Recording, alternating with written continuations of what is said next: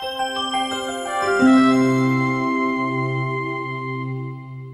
hello everyone, I'm Ravi and I'm going to take you through the DILR solutions of the sets that were that appeared in CAT 2024 slot 1. So overall, if I have to look at it, DILR in this paper was not as difficult as DILR used to be in the previous years. There were 5 sets. For the overview of it, for the sake of the overview, there were 5 sets in DILR this year, which was different from what we saw in CAT 2023. In CAT 2023, there were only 4 sets, each of 5 questions. However, in CAT 2024, there were 5 sets, such that there were 2 sets, there were 3 sets of 4 questions each. So 12 questions in all here, and there were 2 sets of 5 questions each. So 10 questions in all here. As a result, the total number of questions also increased by 2. We used to have only 20 questions in the entire paper till CAT 2023. CAT 2024 threw a new challenge in terms of the number of questions being increased. They increased by 2 questions. But were they actually challenging? We'll go ahead and try and solve the sets and see whether the level of difficulty increased or not. In my opinion, honestly, the level of difficulty has dropped a little bit, but let us see it. Let us see it through the sets in which way. The other thing to be noted duly in CAT 2024, the major change I would say is that out of these 22 questions, only 12 questions were MCQ questions, while the remaining 10 questions were non-MCQs, which we also call theta. Having said that, let's proceed and have a look at the first set. So here I have a set which seems like a set of games and tournaments. Yes, probably from the word tournament in the very first or the second line in the question itself, you can say that this is a set of games and tournaments. But let us try to break it down into smaller parts and try to understand what's happening here. So a game of quiet is played between 2 teams. 6 teams numbered 1, 2, 3, 4, 5, 6 play in a quiet tournament.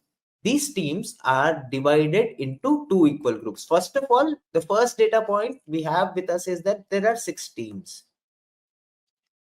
6 teams which are divided into 2 groups. Let us say group 1 and group 2. Let us call it group A, group X and group Y for a moment.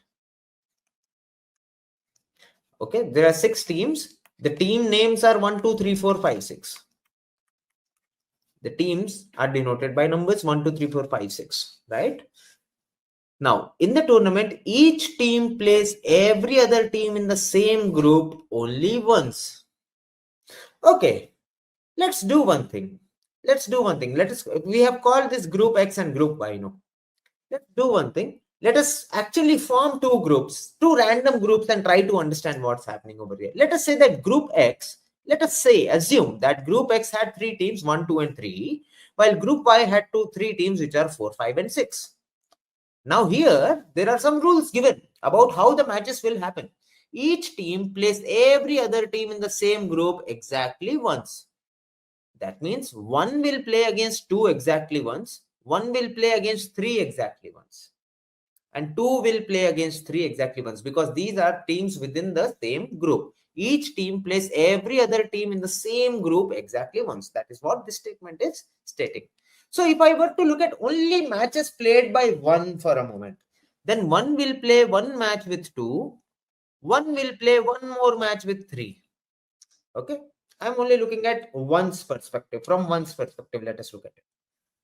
And then each team in the other group exactly twice. Each team plays with each team in the other group exactly twice. That means 1 is bound to play with 4 also, 1 is bound to play with 5 also, and 1 is bound to play with 6 also. But each team plays with each team in the other group exactly twice. That means 1 is going to play with 4 twice. 1 is going to play with 5 twice. And 1 is going to play against 6 also twice. So in all, if you count the total number of matches in which 1 is going to participate, team number 1 is going to participate, it is going to be 8.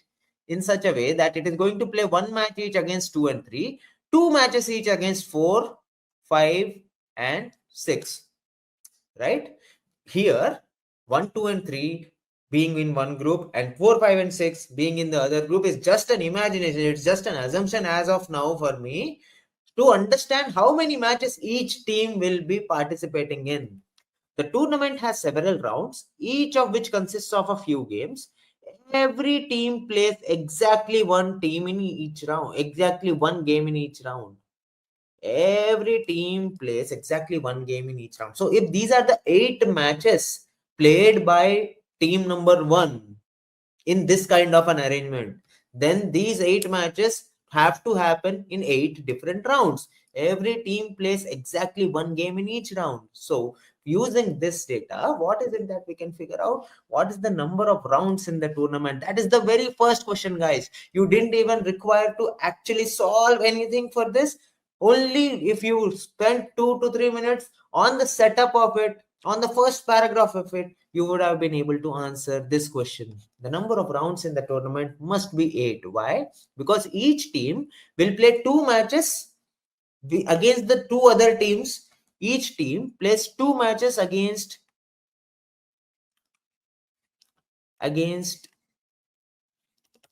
2 other teams in the same group.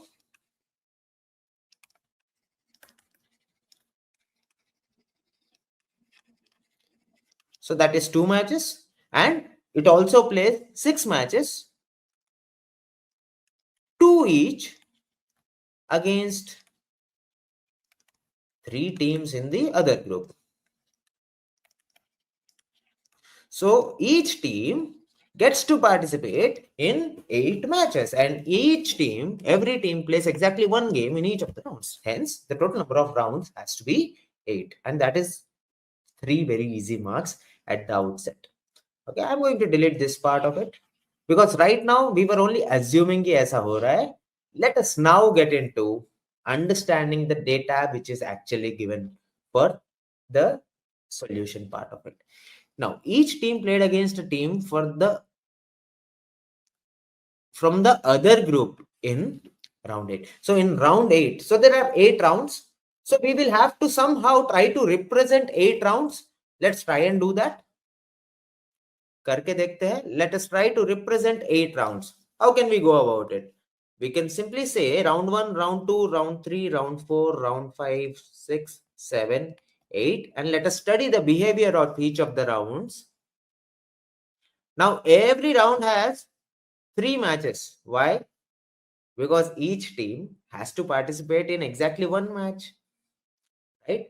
तो एक match में 2 teams हो जाएंगे, 2 matches में 4 team हो जाएंगे, 3 matches में 6 teams. All 6 of the teams will be taken care of. Right? So these are the 8 rounds. Okay. So if you look at it, the vertical lines I have drawn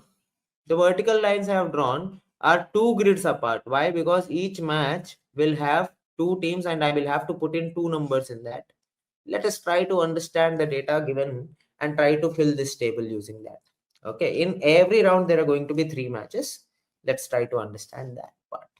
Now, each team played against a team from the other group in round 8. So in round 8, we don't know what is going to happen because we still don't know. We only know that each team is going to participate against a team from the other group in round 8, but we don't know what the 2 groups are. So is points I can't take much information or much juice out of it right now. Let's try to look at the second point. In round 4 and round 7, the matchups, that is a pair of teams playing against each other, were identical. Round 4 and round 7 had the same fixtures. Round 4 में जो matches हुए, round 7 में वो matches हुए. Now, what does it tell us about the nature of round 4 and round 7? If round 4 and round 7 have the same fixtures, that means a team which is playing against another team in round 4, it is repeating the same match in round 7. That means all matches are happening between 2 teams from the opposite groups. Also, in round 5 and round 8, the matchups were identical. Round 5 and round 8 also had identical matchups. Round 5 and round 8 had identical matchups. That means what we can conclude is that round 4 and round 7 because they have the same matches.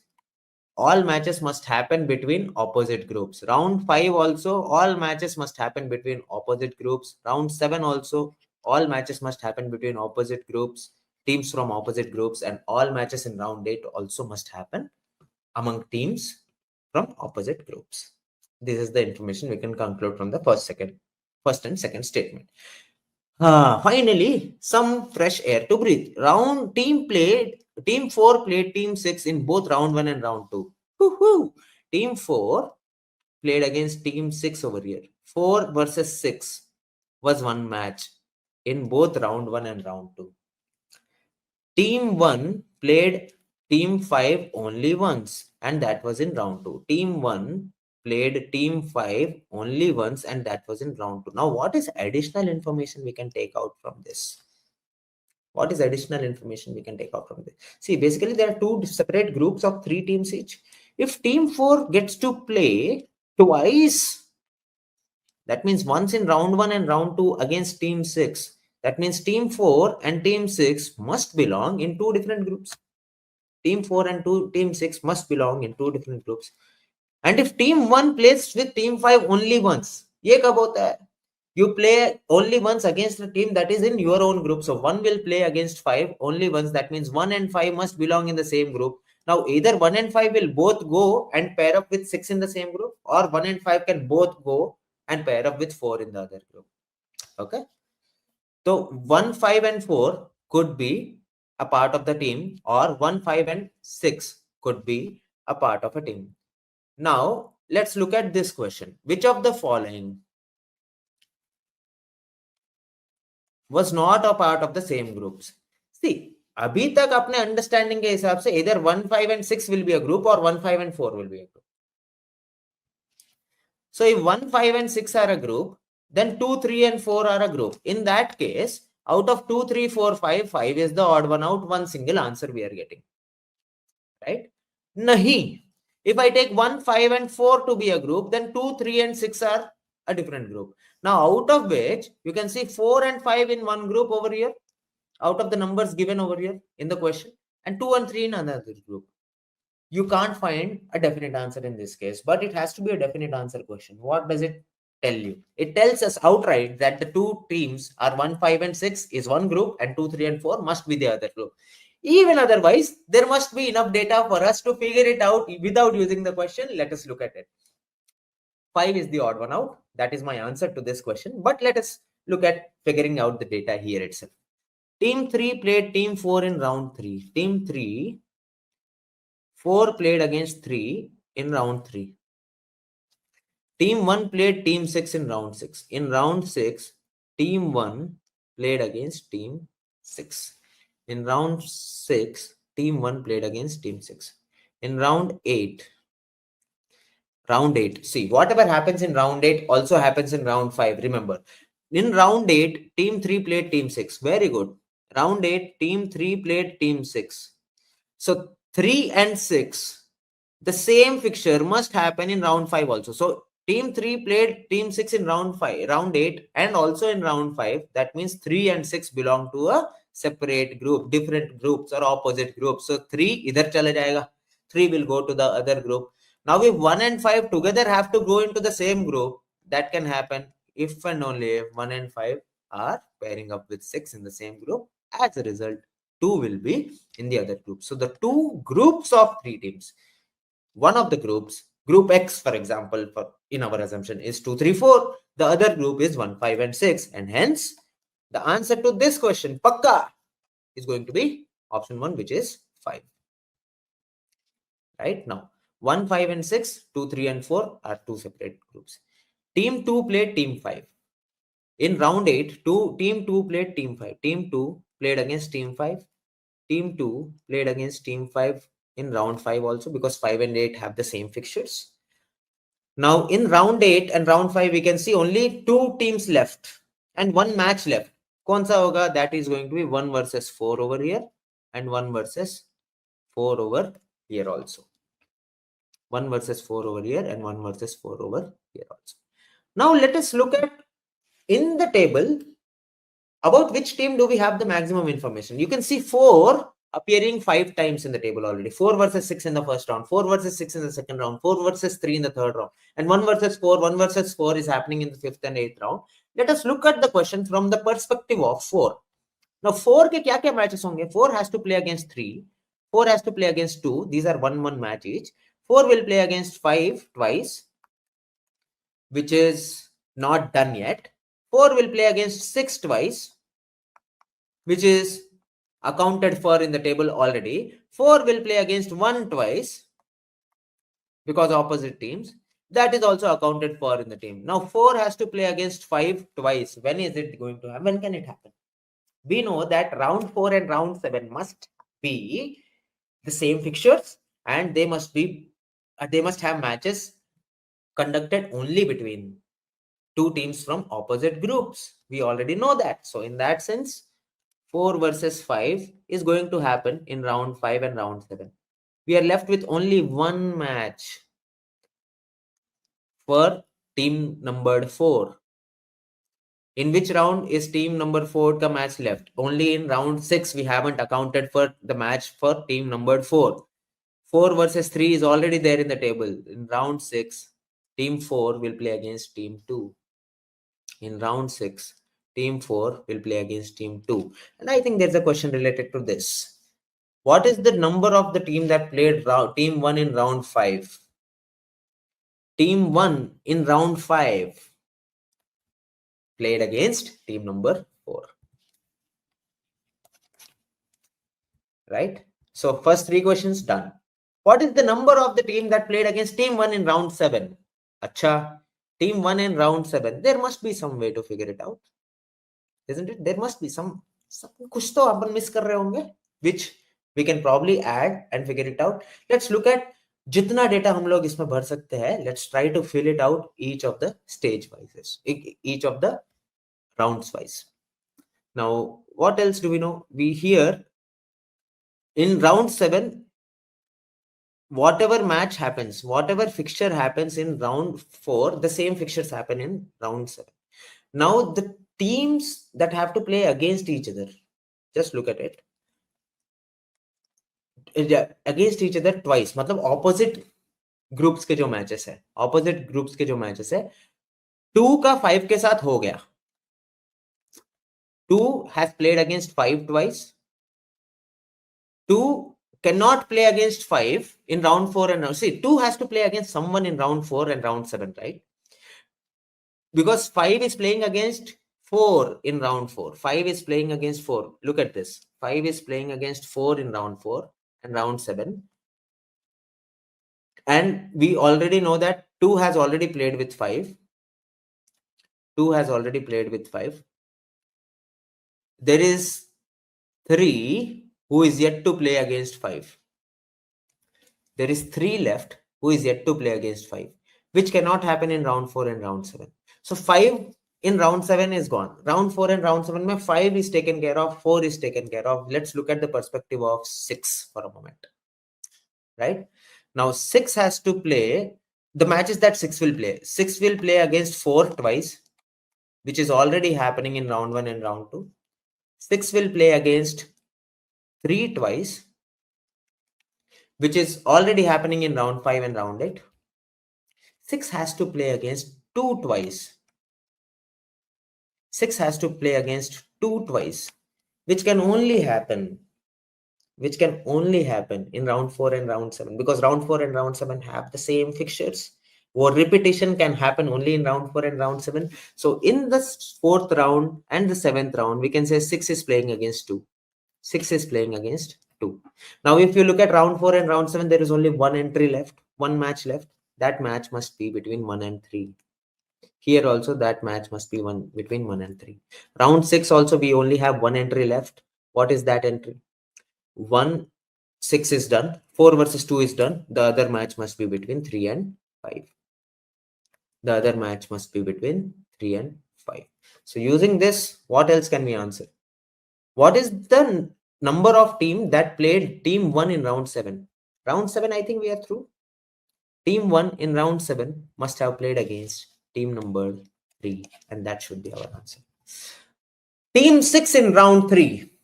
Team 6 played against which team in round 3? That is the only thing yet to be decided. Team 6 played against which team in round 3? Now, Team 6 के total matches क्या है? We have already taken care of 6 versus 2, 6 versus 3, and 6 versus 4. 6 has to play one match against 1, and 6 has to play one match against 5. Out of which I think 6 versus 1 is already present in round 6. That is also taken care of. Only one match of 6 is left, and that one match of 6 must happen in round 3 versus 5. So 6 must play against 5 over here. As a result, yahan pe bhi there's only one match left. If you wish to, you can find the entire fixtures, but that is not required for us to answer this. Team 6 in round 3 plays against 5. So the answer to this question must be 5. Using which you can obviously fill the entire data over here. We have 3 versus 4, 5 versus 6. One match here is 1 versus 2. Here we have 4 versus 6, 1 versus 5. One match here is 2 versus 3.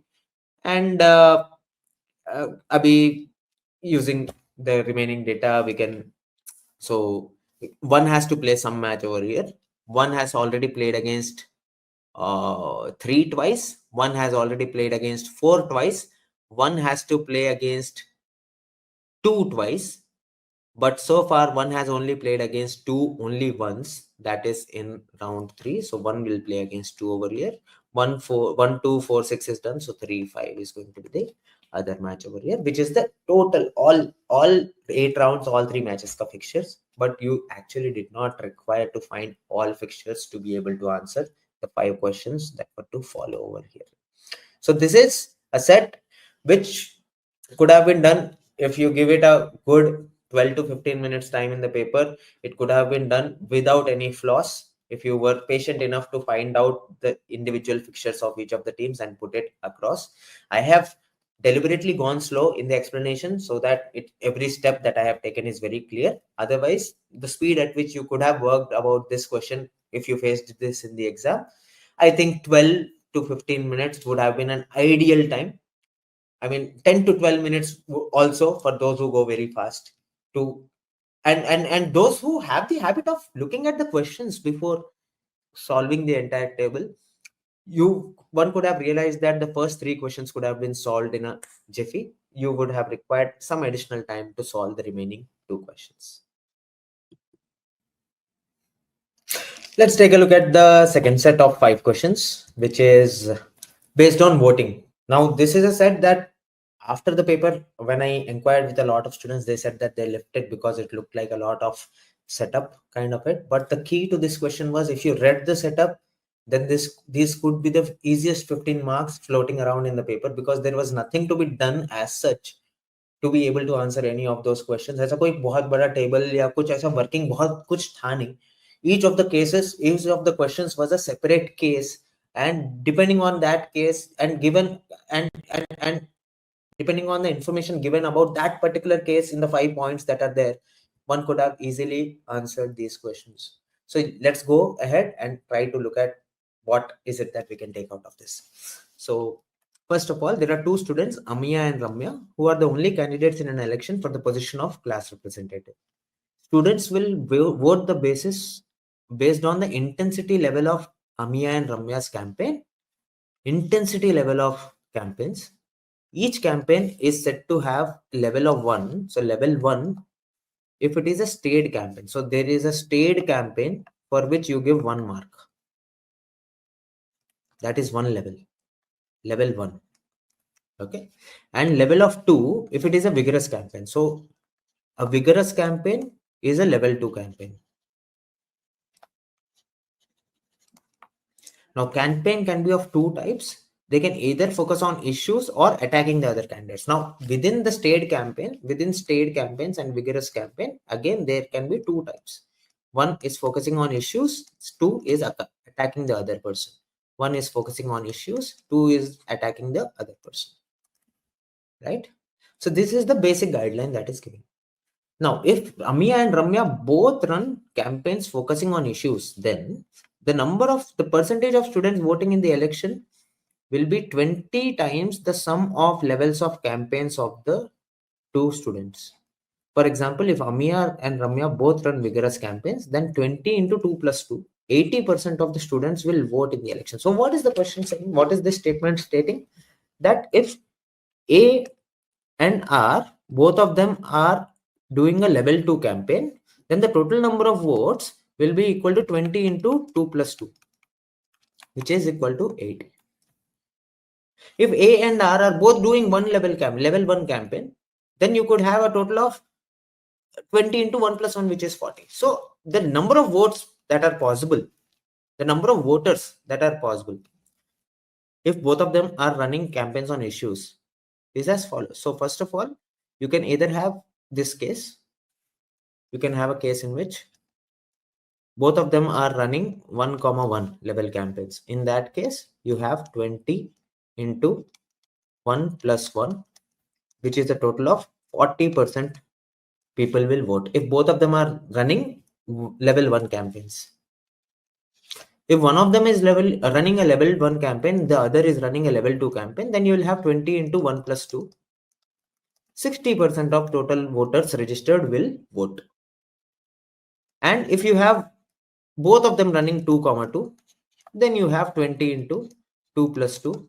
80% of the total voters registered will vote. That means maximum. अगर तुम देखो तो maximum 80% of voters will only vote. You cannot have more than 80% of voters voting at all. Because even in the best case, when both of them are running vigorous campaigns, 20% are lazy enough to not vote at all. Right? Given this information, let's try to understand और क्या होता है.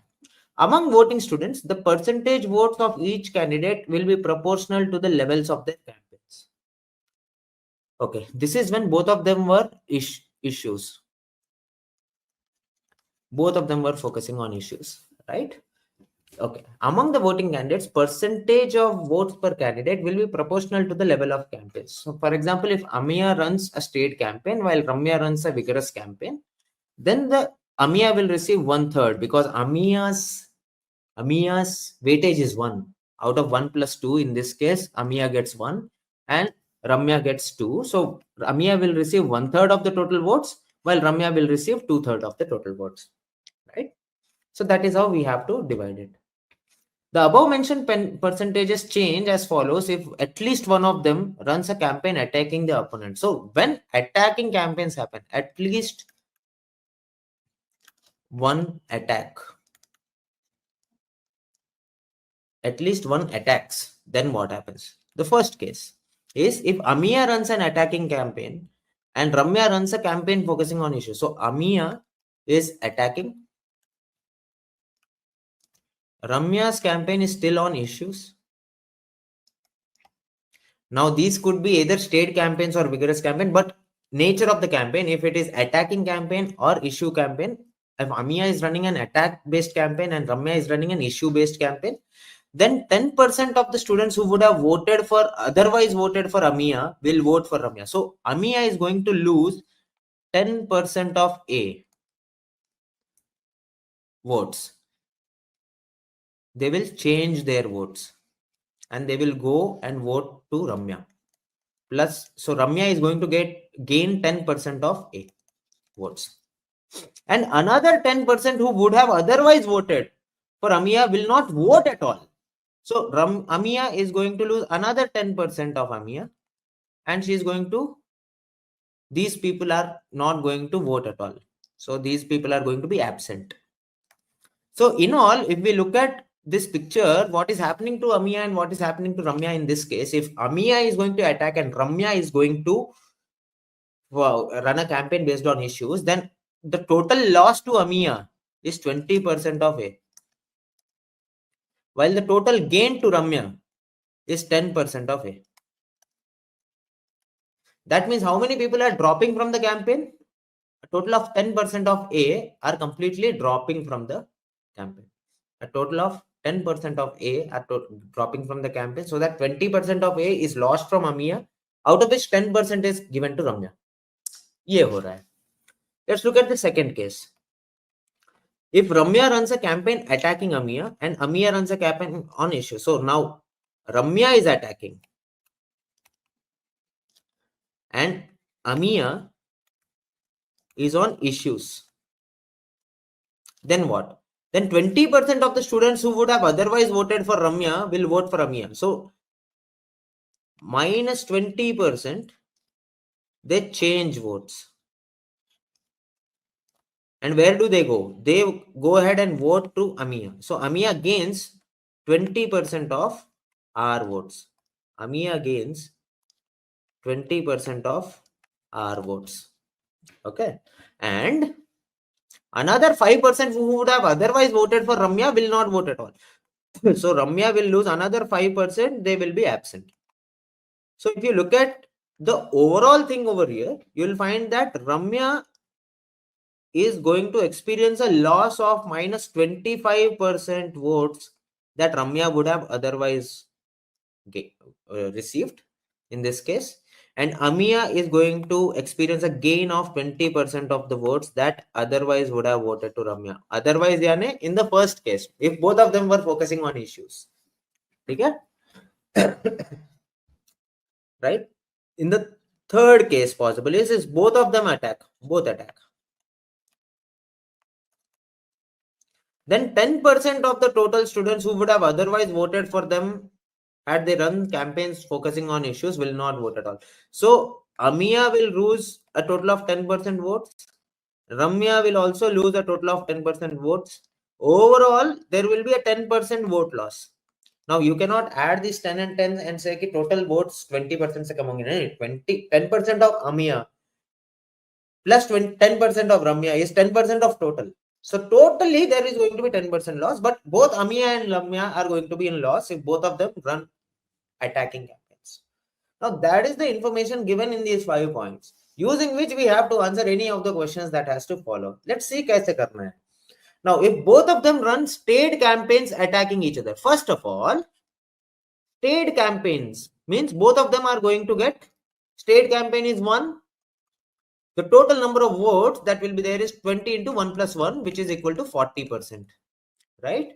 Then what percentage of students will vote in the election? If both of them are running campaigns attacking each other, what did we say? If both of them attack, then there is an overall 10% loss of total votes. That means Amia is going to lose 10% votes. That is out of, if both of them are running state campaigns, 40 may say Amia will get 20 and Ramya should have got 20. Out of which Amia is going to lose 10% and Ramya is going to lose 10%. As a result, 18 will vote for Amia and 18 will vote for Ramya. 36% votes will be there.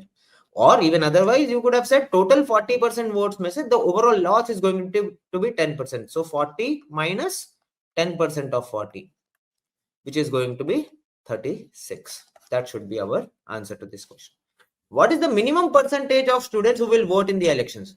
Now, here we already know that 36 people are voting here. 36% is voting is happening here.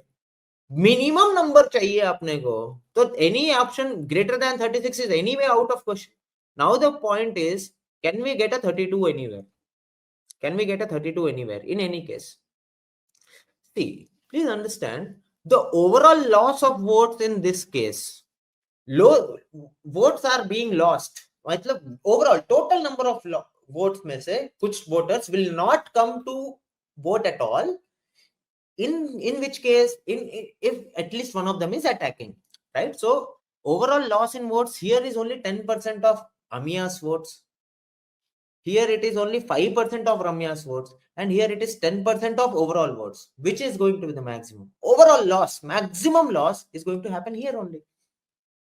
Maximum loss is going to happen here only, because you look at it here, the overall, if you look at the total number of votes, the total loss, number of voters who are not going to turn up at all. In this case, it is going to be 5% of R, which is going to not come at all. In this case, it is going to be 10% of A who are not going to come at all. But here it is 10% of total who are not going to come at all. So in which case is the loss maximum? Loss is maximum in this case. Overall loss is maximum in this case. When overall loss is maximum in this case, number of votes minimum is going to be in that case only. And in that case, we already saw 36% votes will be polled according to question 1. If both of them are even running stayed campaigns, total 40 means 10% overall loss. 36 is going to be the answer. If Amiya runs a campaign focusing on issues, then what is the maximum percentage votes that she can get? Now, Amiya is focusing on issues. If Amiya is focusing on issues, if both of them focus on issues and both of them run vigorous campaign, in that case, total 80 may say 40 will go to Ramya and 40 will go to Amiya. But what is the question asking us to do? What is the goal of the question? Maximize the goals that Amiya can get. Amiya को maximize करने के लिए what can we do? Now 40 से ज्यादा होने का chance कहाँ पे होगा? When Ramya is attacking while Amiya is focusing on issues. Ramya is attacking, Amiya is focusing on issues. Amiya is focusing on issues here. So Amiya is focusing on issues here. In this case, if both of them run vigorous campaigns, if both of them run vigorous campaigns over here, what will happen? If both of them run vigorous campaigns over here,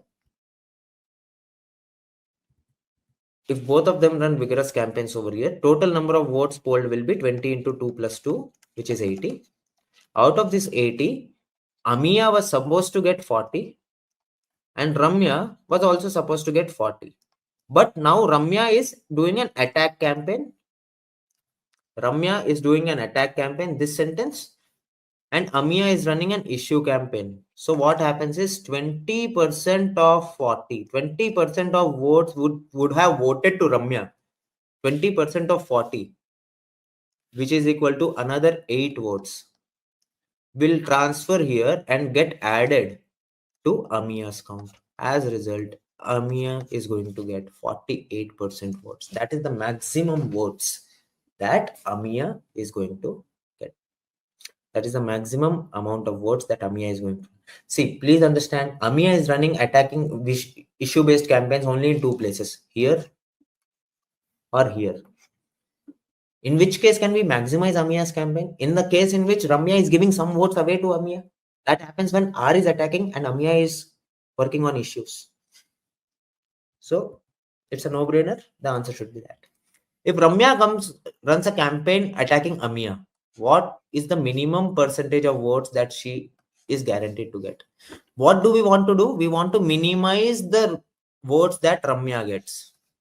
First of all, if minimum votes चाहिए, so what will we do? We say that Ramya runs a state campaign. Ramya runs a state campaign. Okay. Ramya runs a state. If Ramya runs a state campaign, what is going to happen? What is the number of votes that Ramya is supposed to get? 20 into, if Ramya runs a state campaign and Amiya also runs a state campaign, in that case, total number of votes is 40, out of which Ramya is going to get 20. Ramya is going to get 20 and Amiya is also going to get 20. But what is our goal? Our goal is to minimize the number of votes that Ramya is getting. If we have to minimize, let us make Ramya do an attack campaign and Amiya in an issue campaign. Then what will happen? 20% of these votes will go over here. As a result, 20% of these votes is 4. Amiya will get plus 4 votes. Also, another 5% of votes, which is equal to 1 vote, will be lost at, because Ramya, another 5% who would have otherwise voted for Ramya will not vote at all. So as a result, what is the total number of votes that Ramya is losing? Ramya ends up losing 5 votes out of 20. So 20 minus 5, the answer should be 15. 15 is the minimum number of votes that Ramya will end up getting. What is the maximum possible voting margin with which one can win? One of the candidates can win. Maximum possible voting campaign. See, when both of them are running campaigns based on issues, there is no bartering happening. That means there is no change of votes from one person to other person. If we want to maximize the difference between the two, we will have to look at a case where one of them is attacking and one of them is focusing on issues. If one of them attacks, in this case, one of them is attacking and one of them is focusing on the issues, it can happen either in the first case or the second case. In which case do you see a wider gap? Here, because in this case, Ramya is going to lose 25% of votes. Here, AMIA is only losing 20% of votes. So for the maximization of this, the margin with which anyone can win, we will take a case in which Ramya runs a state campaign. Attacking, and AMIA runs a vigorous campaign defending issues. Vigorous campaign on issues. In that case, what is going to happen? The total number of votes is going to be 20 into 1 plus 2, which is equal to 60. Out of 60% votes, because Ramya is running a state campaign and AMIA is running a vigorous campaign, here the weightage is 1, here is the weightage is 2, 1/3 of 60. Ramya is supposed to get 20 votes and AMIA is supposed to get 40 votes. Now, if Ramya is doing an attacking campaign over here, Ramya is going to lose 4 votes, which will go and add up to AMIA. And Ramya is also going to lose 1 more vote, which is not going to turn up at all, because Ramya is going to lose a total of 20 plus 5, 25%. As a result, Ramya ends up with 15 votes. Here, AMIA ends up with 40 plus 4, 44 votes. The difference between the two is 29, which is the largest among the options. That must be the maximum possible margin with which one candidate can win. So basically, this was a set in which there was not a lot of work to do.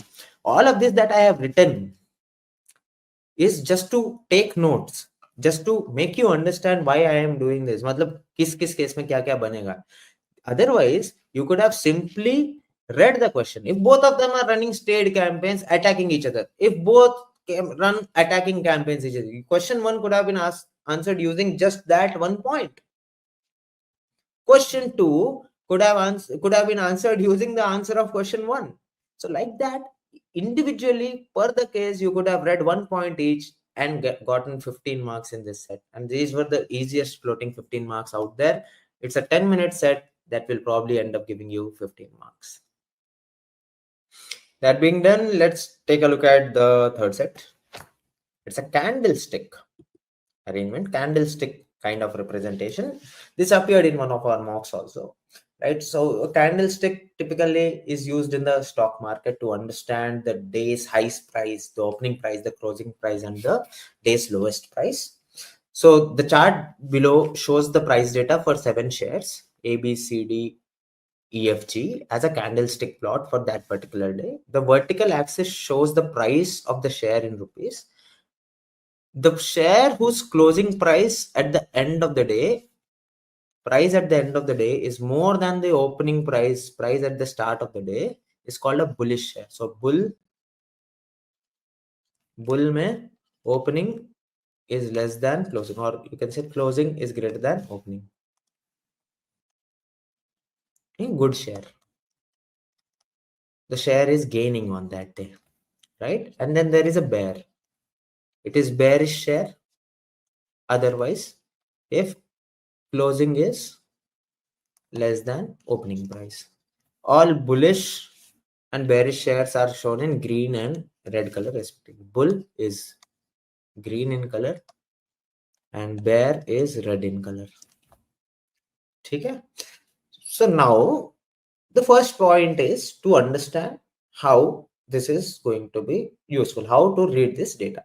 For that, enough information is already given. For example, in the case of A, you can see that A's lowest price for the day, A's lowest price for the day. What we can do is we can simply create a table and put all of these things also in that, right? In the worst case, मतलब अगर मेहनत करना है, then we can do that little bit of mehnat. There are 4 things given about each of the shares, right? There are 4 things given about each of the shares, and there are 7 shares in all, right? There are 7 shares in all. 4 things given about each of the shares. So there are 7 shares: A, B, C, D, E, F, G, out of which there is a high price, there's an opening price, there's a closing price, there's a high price, and then there is a low price of each of the shares. That we can take, instead of putting it, instead of always reading the graph, we can create a table also and proceed with the questions, or according to the information asked in that particular question, you can directly look at the graph and answer the questions. I would have directly looked at the graph and answered the question, but for the sake of the solution, I am going to explicitly write down each of these things so that the calculation part is very clear to all of you. So here for A, for example, A, in the red color graph, this is the closing price and this is the opening price. So opening price is higher, which is 2200 here, right? 2200, right? Closing price is 1800. Day's highest price is always at the top, which is 2400. And day's lowest price is 1200. Okay. For B, the opening price is 2000. Whatever is red first, let us close those reds. B, opening price is at 2000. This one. Day's high price is also the same, 2000. Because उसके ऊपर कोई stick है नहीं, तो वहां तक ही गया है maximum. Closing price is here, which is in between 1600 and 1800. This is 1700, the closing price. And the lowest price of the day was 1400. The lowest price in the day was 1400 for B. For C, if C and D will come back later, let us close all bears first. Let us close all bearish shares first. Let's look at E. E के लिए day's high price is 1400. The opening price is what? 1300. And the closing price is the bottom of which is just between 1000 and 1200. It is 1100. And the day's lowest price is also the closing price, which is 1100. And then we have another red, which is E. F. F के लिए day's high price is 2000. Day's lowest price is 1200.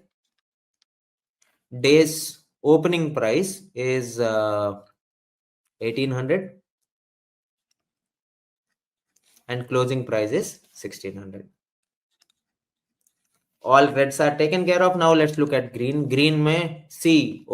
Day's high price for C is 1400. Day's closing price is at 1200. Opening price and the lowest price are both the same, which is 800. Right? Let's look at D. In the case of D, we have highest price, which is 1200.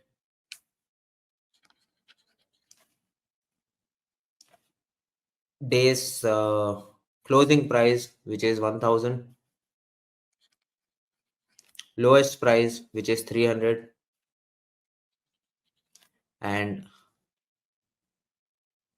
opening price, which is between 400 and 600, it is 500. And we are left with only G. G has 1900 as the highest price, lowest price as 1000, closing price as 1700, and opening price as 1200. Now that we have all of this data, this is good enough for us to be able to approach any question. This is good enough for us to be able to approach any question. We don't have to look at the given setup at all. Now, let's look at the questions. Daily share price variability, SPV, is defined as day's high price minus day's low price divided by average of opening and closing prices during the day. Day's high price minus day low price. So HP minus LP divided by average of closing and opening price, OP plus CP by 2, right? Which among the shares ACDF has the highest SPV on that day? ACDF are the shares that we are interested in. A, C, D, and F are the shares that we are interested in. So, high what do we have to find? High price minus lowest price. For A, what is this ratio called? It is called SPV, right? So we are supposed to calculate SPV, which is equal to high price minus low price divided by average of opening and closing, right? So for A, how much is it coming out to be? High price minus low price is 24 minus 12, which is 1200, divided by average of opening price and closing price. Average of opening price and closing price is 2000. As a result, it is coming out to be 0.6. For C, we are only interested in A, C, D, and F, right? So let's look at C now. C के लिए highest price minus lowest price is 600. 1400 minus 800, highest price minus lowest price 600, and opening and closing ka difference, average of opening and closing is 800 divided and 1200 ka average of 800 and 1200 is 1000. In the case of C also you have 0.6, right, as SPV. In the case of D, the difference between high price and low price is 900. 1200 minus 300, 900, and the average of this is 750. Average of 500 and 1000 is 750. So this is like 1.2 times, right? And ACD and F is what we are interested in. The difference here is 800. 2000 minus 1200, 800 divided by average, which is 1700, which is close to 0. Whatever, this is 0.48 types, which is 0.47 types. Let's not bother about that. But what is the question asking? Highest SPV on that day out of A, C, D, and F belongs to D. D has an SPV of 1.2. Even otherwise, for those of you who want to answer this question very quick, see what is there in the denominator. The denominator is average price of opening and closing. जिसका भी average नीचे दिख रहा है boss. The average price of D is over here. The denominator is as small. The numerator is the difference between high price and low price, and it is almost the same for most of the stocks, right? The denominator is the least in the case of D. D had to be the highest any which way. Let's look at daily, again SPV. Okay. How many shares had an SPV greater than 0.5 on that day? So we have already calculated for A, C, D, and F. We have to calculate for B, E, and G. Pure Mazduri, nothing else. High price and low price. The difference in B is 600 divided by 2000 minus 1100. 2000 minus 7 divided by average opening price. Average of opening and closing price. Average of opening and closing price is how much? 1850. 2000 and 1700 for B. Let's just check that. Opening price is here 2000 and 1700, 1850, which is around 0.4 ish, is 0.35 ish, is 0.34 ish.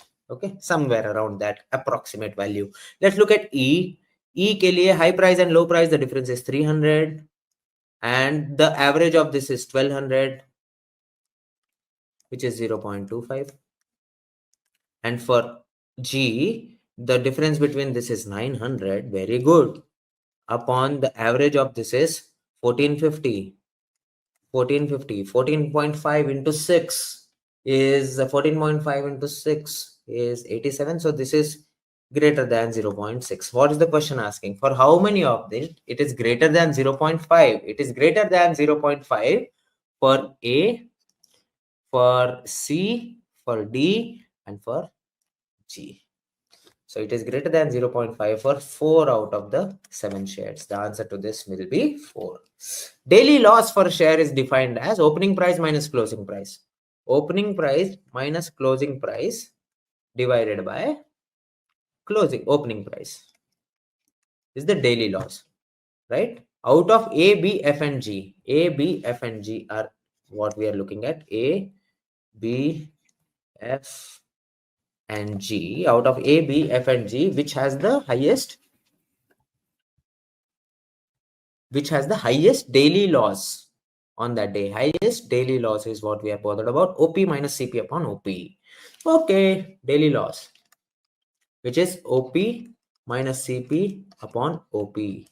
Okay, for A, OP minus CP is 400 upon 2200, which is 2 by 11, which is roughly 22%. Sorry, 2 by 11 is roughly what? 18%, 18.18%. Then we are interested in B. B के लिए OP minus CP is 300 divided by OP, which is 2000, which is 15%. Okay. And in the case of F, it is 200 divided by 1800. In the case of F, it is 200 divided by 1800, which is equal to 2 by 18, 1 by 9, 11.11%.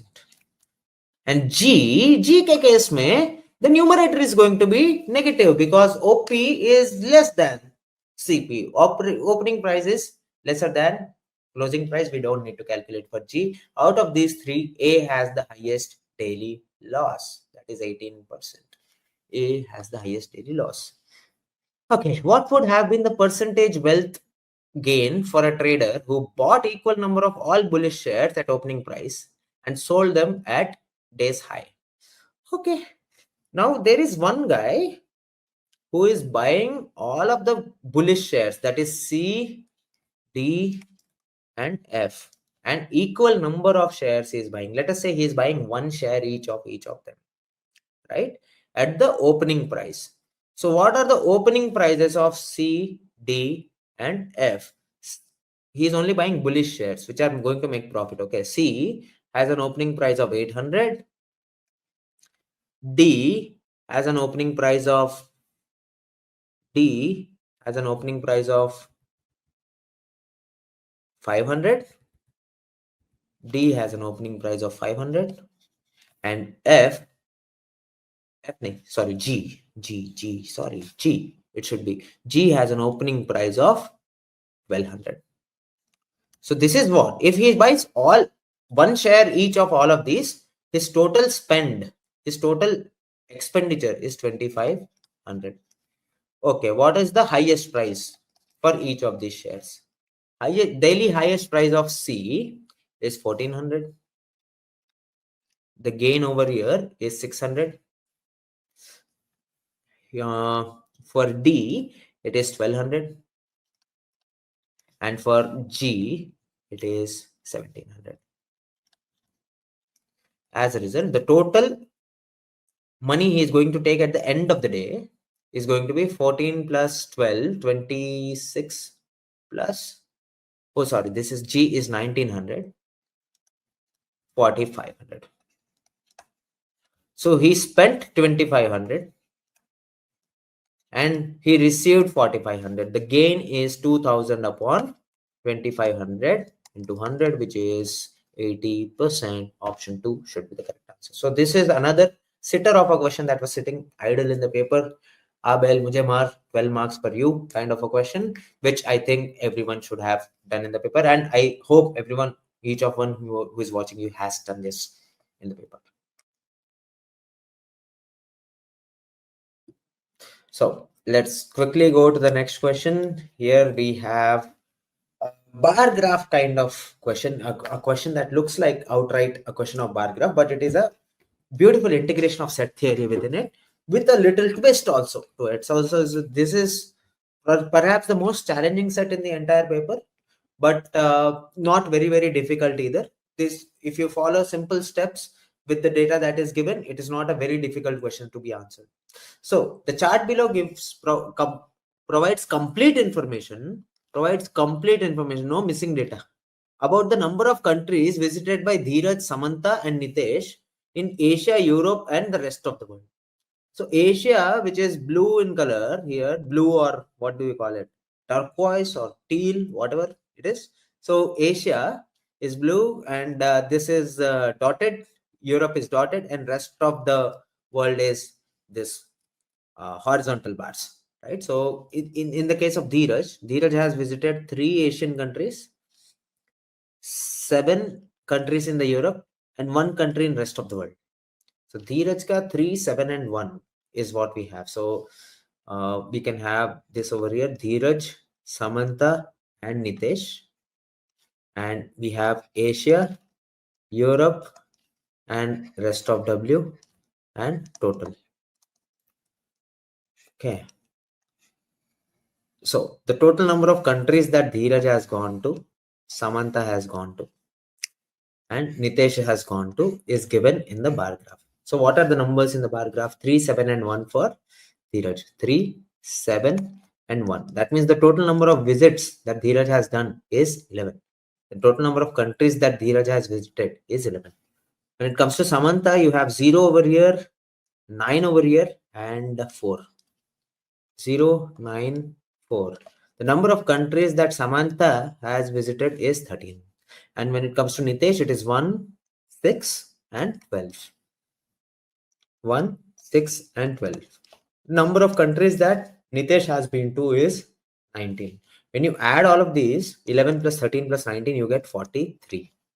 11 plus 13 plus 19, you get 43. That is 43 visits. It doesn't mean that 43 countries have been visited. That is total number of visits that have happened. There is a possibility that Dheeraj and Samantha would have gone to the same country in Europe. And Samantha and Nitesh would have gone to the same country in ROW. That is also pretty much possible. So this is where it becomes a question of set theory also. So if you look at the nature of the questions and the nature of the data points, it is very clear that it will be set theory. So 32 countries were visited by at least one of them. So while 43 is the total number of visits, 32 is the number of countries visited by at least one of them. So if we were to draw a Venn diagram of the countries visited by Dheeraj, Samantha, and Nitesh, how would it look like? So Dheeraj has 11 visits, Samantha has visited 13 countries, and Nitesh has visited 19 countries, out of which we have to figure out who went where. Now, let us call this A, B. There are 7 regions in this: A, B, C, D, E, F, and G. G is all 3. Now, we know that according to this statement, at least 32 countries were visited by 32 countries were visited by at least one of them. That means A plus B plus C plus D plus E plus F plus G is going to be equal to 32. All 7 numbers in the Venn diagram taken together should add up to 32 countries. But everyone who is in D would have visited 2 countries. A plus B plus C plus 2D plus 2E plus 2F plus 3G. That will be equal to the total number of visits, which is 43. Because if I have to only look at D countries that were visited by D is going to be A plus D plus E plus G. Countries that were visited by S is going to be B plus D plus G plus F. And countries that are visited by N is going to be C plus E plus F plus G. This is what adds up to A plus B plus C plus 2 plus 2D plus 2E plus 2F plus 3G is equal to 43. From these two equations, what is it that we can figure out? We can figure out D plus E plus F plus 2G is equal to 11. Let us keep it aside for a moment. D plus E plus F plus 2G is equal to 11. Okay, that means A plus B plus C, what is it? We have to still figure out, but using the data, we will be able to figure out. USA in ROW is the only country that was visited by all 3 of them. Only country visited by all 3 of them is USA. So the value of G is 1. Only country visited by all of them is USA, which is under ROW. Only country visited by all of them is USA, which is under ROW. one country visited by all of them, which is USA, which is under ROW. Okay, there is no intersection of all three possible after this. China in Asia is the only country that was visited by both Dheeraj and Nitesh, but not Samantha. Both Dheeraj and Nitesh, but not Samantha, is this region E.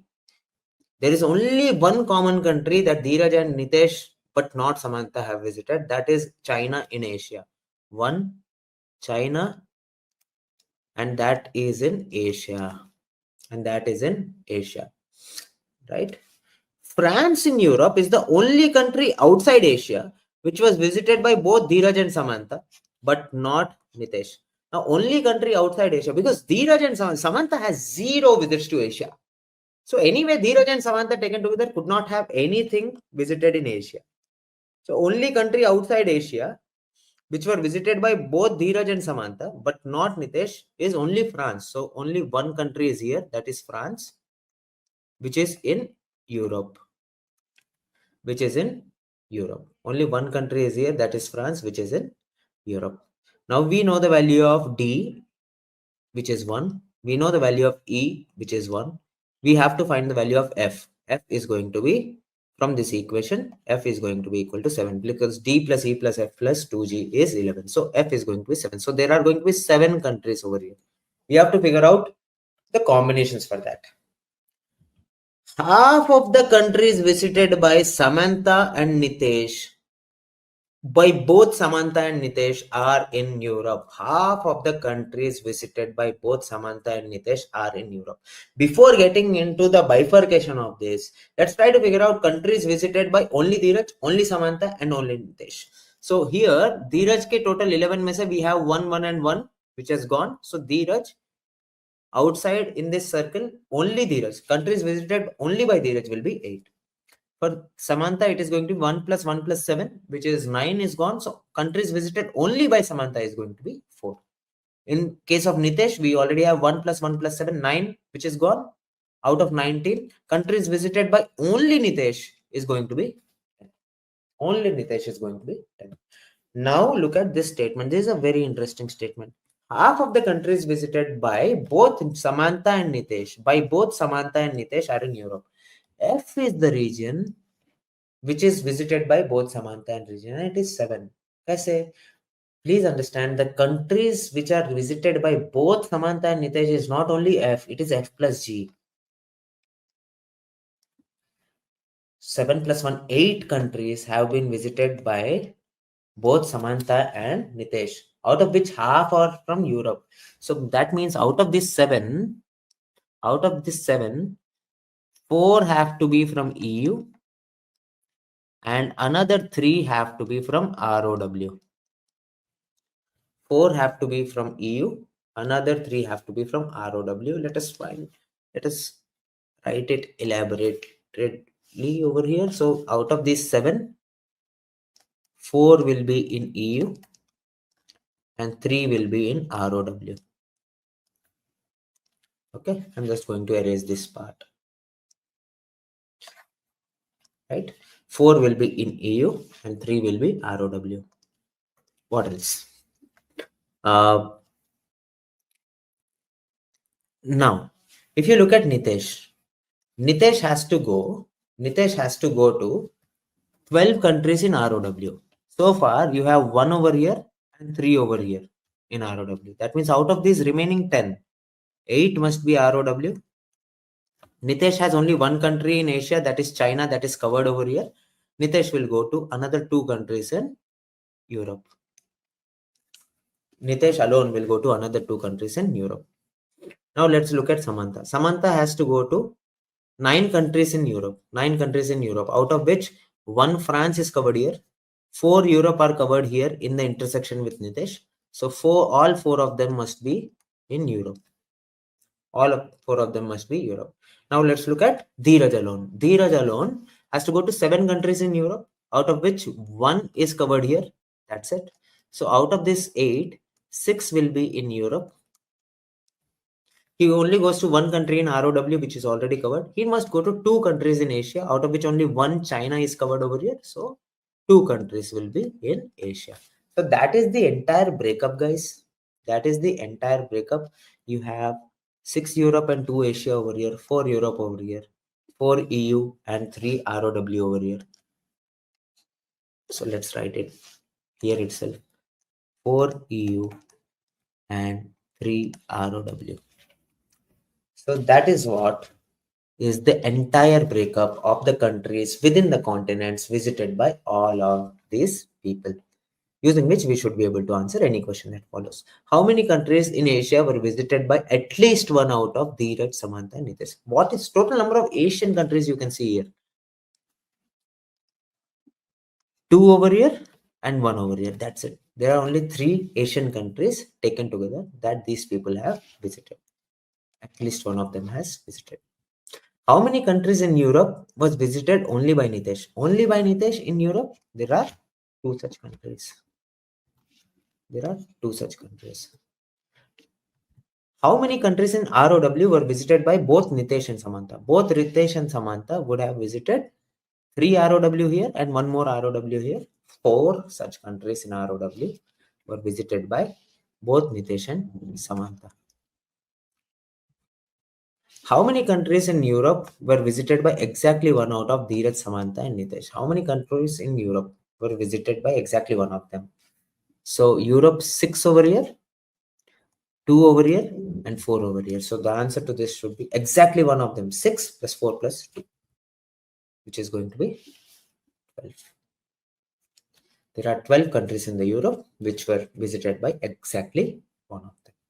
So that is what makes this set complete one. The set is tricky in terms of representation. आप कैसे उस Venn diagram के अंदर you put these numbers and break it down into different categories possible. One could also advocate the idea of solving this using a table. Most welcome, try that also. It is also possible to do that, but I would prefer a Venn diagram kind of an approach. Let's take a look at the last set in the paper. Now this, when I was taking the paper, this was the first set I faced and I felt it was pretty easy, but I ended up making a small mistake. I'll tell you what, but I'll also give you the proper solution to this. So there are 6 web surfers, M, N, O, P, X, and Y, who have 30 stars. Each had 30 stars. So the total number of stars, 6 surfers, each had 30 stars. 6 into 30, total number of stars is 180, which they distributed among 4 bloggers A, B, C, and D. The number of stars received by A and B from the 6 web surfers is given in the figure below. All right. So what we know so far is that there are 6 web surfers and 6 web surfers के पास कुछ stars है. And let us look at how do we go about it. Total number of stars in the question is 180. So let's look at how to go about formulating this into a simple table that could be useful for us to solve all the questions here. All right. So there are 6 web surfers. There are 6 web surfers who are M, N, O, P, X, and Y. All of them are giving some stars to A, B, C, and D, who are 4 bloggers. They are distributing stars among A, B, C, and D. Okay. So a simple table can be formed. The bar graph below is only telling us about the stars given to A, B, C, and D, and sorry, it is only telling us about the stars given to A and B and nothing about C and D, which we will have to figure out using the additional data given, which we may have to figure out using the additional data given. Let's simply form a table here.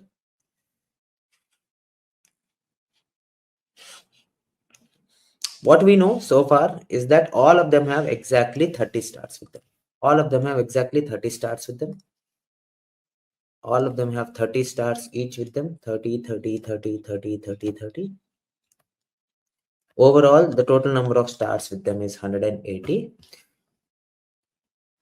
The number of stars given that, okay, A and B ka jo diya hai. Now A is this brick wala. So A received 10 stars from M. A received 25 stars from N. From N, A has received 25 stars. From O, 0. From P, A has received 5 stars. From X, 0. And from Y, A has received 5 stars. The total number of stars that A has received is 45. Similarly for B, B has received 25 stars from P. 25 stars from P. And 20 stars from Y. 20 stars from Y. As a result, and every other number is 0 because orange graph और कहीं है नहीं. So B has also received a total number of stars which is equal to 45. Now we know already that everyone has only 30 stars. If you look at the row of P, P has already given away 5 plus 25, 30 stars. So P is going to give 0 stars to C, 0 stars to D. Right? Now Y is going to give 5 stars to one out of these people and 0 stars to one of these people. And O is going to give 30, X is going to give 30 to someone, M is going to give 20. I don't know. Okay, chalo. The total number of stars received by the bloggers were all multiples of 5, including 0. So the only numbers possible in the table are 0, 5, 10, 15, 20, and 25. These are the only numbers, and 30. These are the only 7 distinct numbers that are possible in the table. और कोई number हो ही नहीं सकता है. और कोई number हो ही नहीं सकता है. Right? This is where our table ends. Right? Just to avoid confusion. Yeah. और कोई number नहीं है. Right? The total number of stars received by all the bloggers were same. So A received 45, B received 45, total 180. C will also receive 45 stars and D will also receive 45 stars. Chalo. Each blogger received a different number of stars from M. Now, different number of stars from M. M already has given 10 to A. Okay? And C and D must receive different number of stars. C plus D is equal to 20.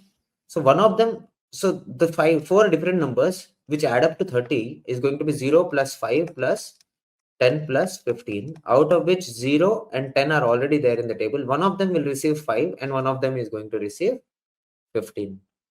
One of them is going to receive 5 and one of them is going to receive 15 from M. 2 surfers gave all their stars to a single blogger. Who are the 2 surfers who can give all their stars to the single blogger? To a single blogger. We know M is giving it to 3 bloggers. N is going to give it to at least 2. It's only O and X who can give all the 30 stars to a single blogger. It is only possible for O and X to give all the stars to a single blogger. It is only possible for O and X at this moment. So O and X will either give all the stars to C. O will give either all the stars to C or D. So if O can give 0 here and 30 here, or O can give 30 here and 0 here. Or if O has given 0 to C, then X will give 30 to C. These are the cases that are possible. Out of O and X, who do they give 30 stars? Out of C and D is an interchangeable case. D received more stars from C than Y. D received more stars from than C from Y. Than C from Y. So Y has only 5 more stars to go. And D has to get more stars from Y than C. That is only possible if D receives 5 stars from Y and C receives 0 stars from Y. C receives 0 stars from Y. Now the problem is the 2 numbers that are left in the row of M we know are 5 and 15. If you look at D already, D is going to give 30 stars either from O or X. Another 5 stars here. 35 to ho gaya.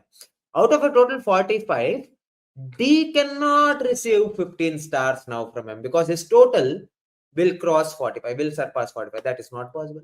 So D is going to receive 5 stars from M and C is going to receive 15 stars from C is going to receive 15 stars from M. Now, if you look at C's column, he's going to get 15 here and 30 either here or here. That's it. So that is all that C is going to receive. If you look at D's 45, you already have 5 plus 5 plus 1 out of O and X who are going to give him 30. 40 plus 10, you already have 40. 30 plus 10, you already have 40. N is going to give 5 stars to D, and that is the set, guys. We cannot, however, determine whether O gave 30 stars to C or D, or X gave 30 stars to C or D. That is the only case that ends up being unresolved in this question. That is the only mistake I made in the paper. मैंने C का O को दे दिया था और X का D को दे दिया था. When I solved it in the paper, I made a mistake in a hurry. So what was the total number of stars received by D? Total number of stars received by anyone was 45. It's a no-brainer kind of a question. After reading this point itself, you could have answered this question. What is the number of stars received from D by D from Y? D from Y is 5. D received 5 stars from Y. How many surfers distributed their stars among exactly 2 bloggers? Exactly 2 bloggers. M gave it to 3, N gave it to 2, P gave it to 2. M gave it to 2, N gave it to 2 bloggers, P gave it to 2 bloggers. O and X are only 1, M and N are 3. The question is asking exactly 2 bloggers. Number of people who have given surfers who have given stars to exactly 2 bloggers is N, with who has given to A and D, and P who has given to A and B. That's it. There are only 2 such people. Which of the following can be determined with certainty? The number of stars received by C from M. C from M can be determined certainly. It is 15. It is 15, certainly. Number of stars received by D from O. D from O could either be 0 or 30. So this cannot be determined. So only one can be determined certainly. So this is the set, guys. This is another 5-minute, 10-minute set at best. 12 marks up for grabs. At least even if you make that silly mistake that I made, there were about 9 minus 1, 8 marks out in this set within 8 to 10 minutes of time. And this was one of the sitters in the paper. Hi guys, I hope my voice is clear. And these are the recordings for this is the recording for the CAT 2024 slot 2 DILR section. We'll go over each set one by one, and we'll try to see what you could have done in terms of some of the details, maybe some other methods you could have used. Let's look at the questions. Question 1 to 4 is based on this kind of networks and paths only, and the question says that the above is a schematic diagram of straight lines and lakes, rectangular shaped clearly. Different points on the walkways are indicated by letters A through P. Fair enough. Distances being OP, ON, OM, MN, etc. are given, and this is rectangle. So if you know one side, you know the other side as well. And what else is given? The only entry exit point is at C. Fair. There are many residents within the gated area. All of them are located on the path AH and ML. All of them are located on the path AH and ML. So right, these two paths, with 4 of these residences being at AH, M, and L. So these 4 points have one residence each, it seems. The post office is located at P. The bank is located at B. Super. So because this is where you're going to solve. I'll try to plug in things here. What is the question? What has the question said? P is the post office. B is the bank. This is the entry as well as the exit. And yeah, that's it. I guess the lengths were given. The lengths were PO was 150. ON was 300. NM was 300 as well. LM was 400. EL was 200. And DE was 400. Of course, I can write things on the other side as well, but yeah, I think we'll end up cramping this. So I'm going to avoid, right? It's a rectangle. I don't think it's very challenging. Great. Let's look at the questions. Are we missing something else? Let's go back. Only entry exit point is at C. We've done that. Residences or residences. We have to mark the residences. The residences are along. So there is one residence here. There is one residence here, and there are residences here along AH and ML as well. And of course, there's a residence at M and there is a residence L. Super. Post office P, bank located at B. Done. Next. Question number 1 says one resident whose house is located at L. Okay, house is located at L. Where is L? Where is L? This is L. Okay, house is located at L. Needs to visit the post office as well as the bank. What is the minimum distance he has to walk started from his residence and returning to his residence after visiting both the post office and the bank? It doesn't really talk about the order. Post office and bank. So we can probably visit the bank first if it makes any difference to the total distance walked, because you want to minimize the distance, right? Minimum distance. But you can also visit the post office. So the route ought to be clearly. I think I'm going to mark it and I'm going to rub it hopefully with So KL post office here. Why not take the route KO and then OP and then PI and then IG and then you have to visit the bank, right? And then GB. You can come back from B to G, but you will not be. Doesn't make sense, right? You have to return back to L. So BC, CF, FE, EL, something like that, right? That would make sense, right? So KL, first of all, KL is going to be 300. Then KO, look, this is 400 here. This is 400. KN is the same as LM. So this route will be 500. The hypotenuse. So that's 500, right? And then you have PO 150, and then PI is 400, and then IJ is 150, GJ is 200. So the hypotenuse is 250, right? This is 250. And then BG 400. You can all add it up once as well. I'm just writing it so that you guys don't have a problem. This is 300 thereafter, 3, 4, 700, 703, 1,000, and 1,000 and 200. Right? That's how I would normally do it. So yeah, that's what it is. Look, what is this? 250, 150 is 400, 448, 800 and 1,200, 8 and 1,200 is 2,000, 2,400, 2,400 and another 800. 2,400, 800 is 3,200. That ought to be our answer. Because it's pretty clear there's no other route, no? If you want to minimize, you want to use these, as many times as possible, the shortcuts essentially. And yeah, because you have to go to the post office and the bank. The only way that would then make sense is the way we have used it. So that's your answer. Surely that's your answer. 3,200. Let's get rid of all these drawings, if that is what we can call them. Also this. Okay, let's look at the next question. The next question says, I think it's 300. Yeah. This post office. The next question says, question 2, one person enters the gated area, decides to walk as much as possible before leaving the area without walking along any path more than once, and always walking next to one of the lakes. Always walking next to one of the lakes. The person may cross a point multiple times. Good to know. How much distance will he walk inside the gated area?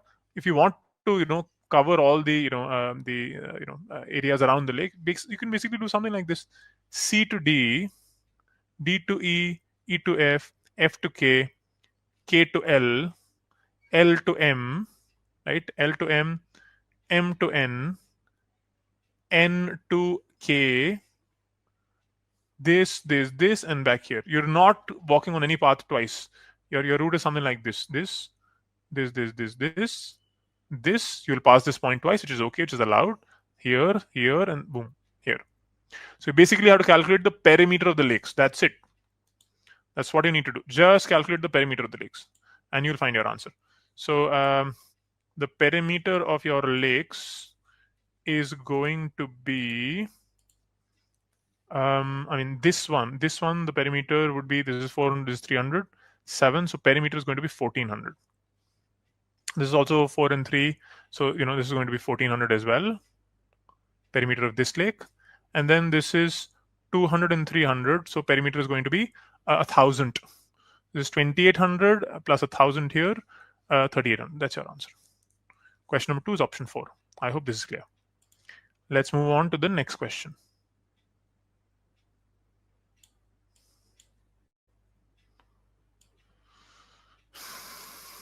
Okay, we don't need all of this. Save space.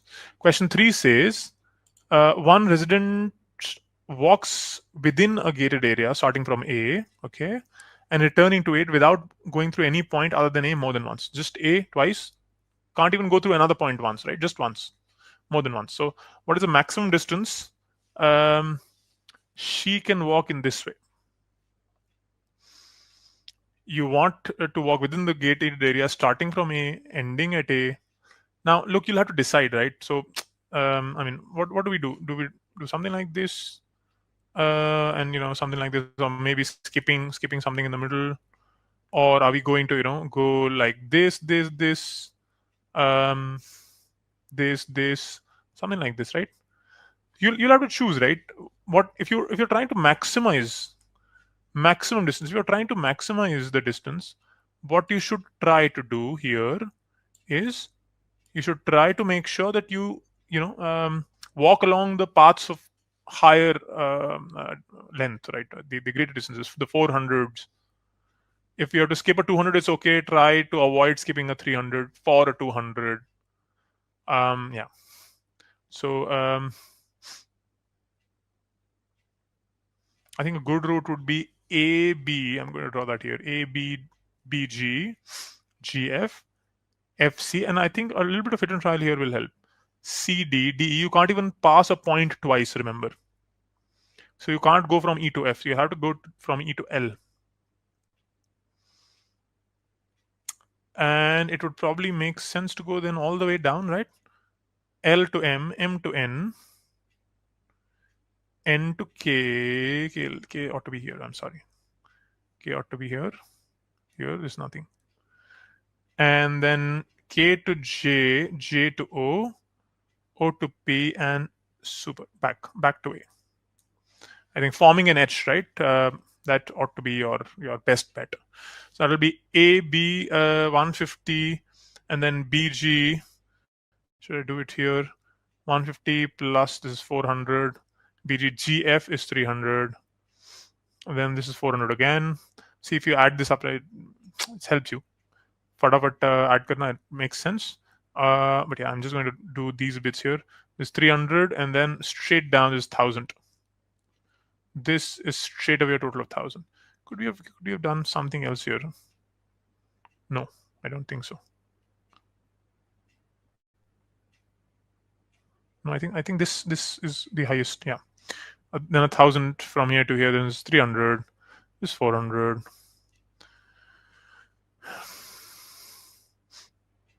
This is 300 again. This is 400 again. This is 150, and then again, boom, straight back 1000. So if you just add up, right, 150 into 2 is 300.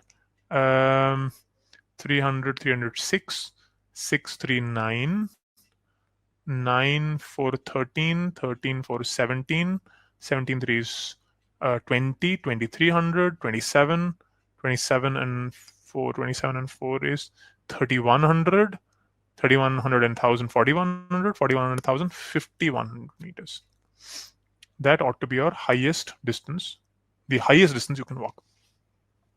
I hope this is clear. The last question of this set says, visitors coming in from morning walks are allowed to enter as long as they do not pass by any of the residences. Okay. You cannot pass by any of the residences. So you can't walk along the path that has residences. You can't even walk on, or you can't even pass the points A, H, L, M. Remember, these were our 4 points that are residences. We can't use them. Fair. So you're entering from C. You want to pass only C more than once. You can't even pass a point more than that. Great. So you can go right or left. I'm not sure if that is going to make a lot of difference. I see more space on the left, so I'm going to take the left turn first. C is here. Can't pass A, so you'll probably go from C to B. Then B to G. Of course, you can't pass through H, so that's a problem. Yeah.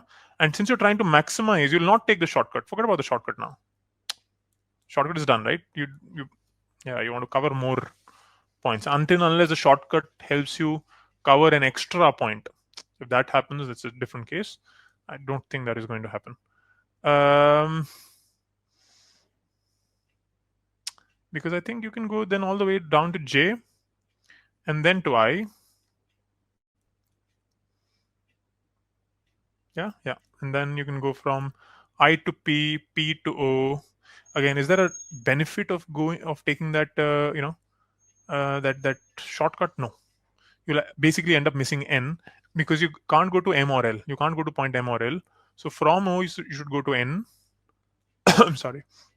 And then go to K. You can't go back to J. You can't go to L either. So you have very little choice, to be honest. You'll have to go to F. And from F, of course, I mean, you can't take a left turn now. E, D, C, back. So that ought to be the best part. You could obviously have retraced, right? Instead of going towards the left, you could have gone to the right and then done something like this. So that's what you have. That's what you have. Because see, these parts are ruled out. No, KL is ruled out, NM is ruled out. So you better cover KN. That's the only thing you can do. And even EL is ruled out.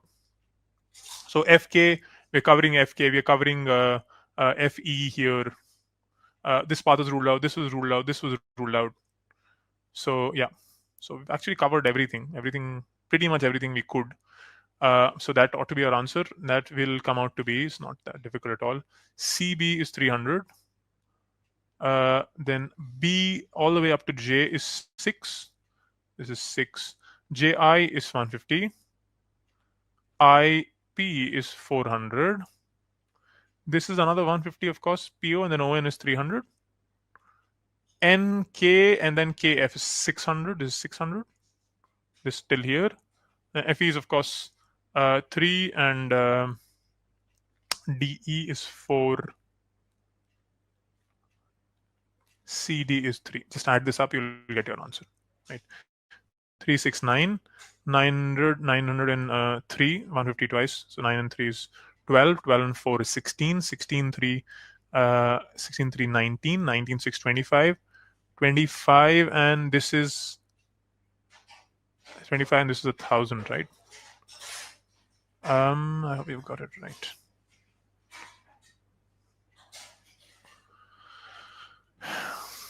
Nine, 3, 12, 16, 16, 3, 19, 6, 25, 25, and this is 1,000. Yeah, 3,500. 3,500 should be our answer.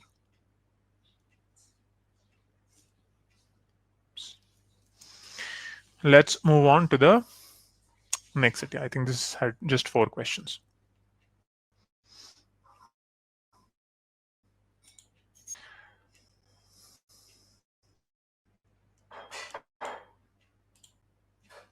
Okay, let's look at question 5 to 8. Question 5 to 8 talks about an online e-commerce firm that receives daily integer product ratings from 1 to 5 by buyers. The daily average is the average of the ratings given on that day. Fair enough. That's the daily average. And then there's a cumulative average, the average of all ratings given on or before that day, which means cumulative ratings for 3.1 at the end of day 2 would include all possible ratings for day 1 and day 2. And distribution of ratings are given here. So day 2 you can calculate easily. Yeah, day 2 you can calculate easily. We'll only do this if the questions demand. So let's have a look at the questions first. And then some information about ratings on day 3 is given. 100 buyers were, gave product ratings on day 3. The modes were 4 and 5. Number of buyers are non-zero multiples of 10. So which at least 10, right? And multiples of 10. And the same number of buyers gave product ratings of 1 and 2. And then this is talking about day 3. Something is known about day 3, which is rating of 3, which is double of 1 and 2. Fair. What are the questions? The questions are, how many buyers gave ratings on day 1? Okay. What is the median of all ratings given on day 3? Fair. Daily average rating of day 3. Okay. Which of the following is true about the cumulative average rating of day 2 and day 3? Cumulative average. Okay, cumulative average.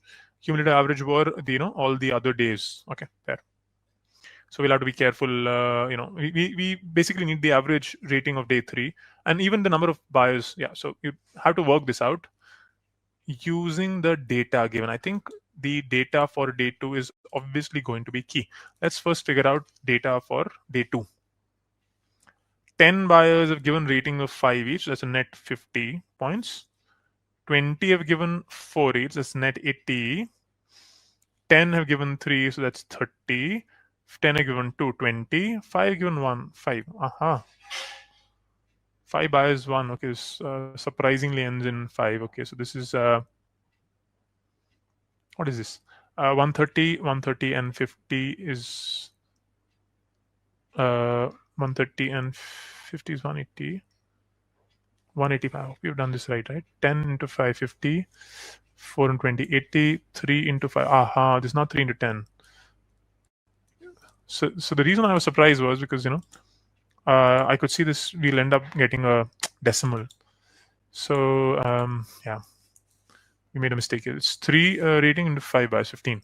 So it's 20, 20, 40, 40, 120, 170. Our net sum of all ratings is 170. How many people do we have? 10 plus 20, 30. 30 plus 5, 35. 35 plus 5, 40. 40 and 10, 50. Our number of people is 50. So day 2's average is simple, right? Average value of day 2, let me call that A2, is 170 by 50, which is 3.4.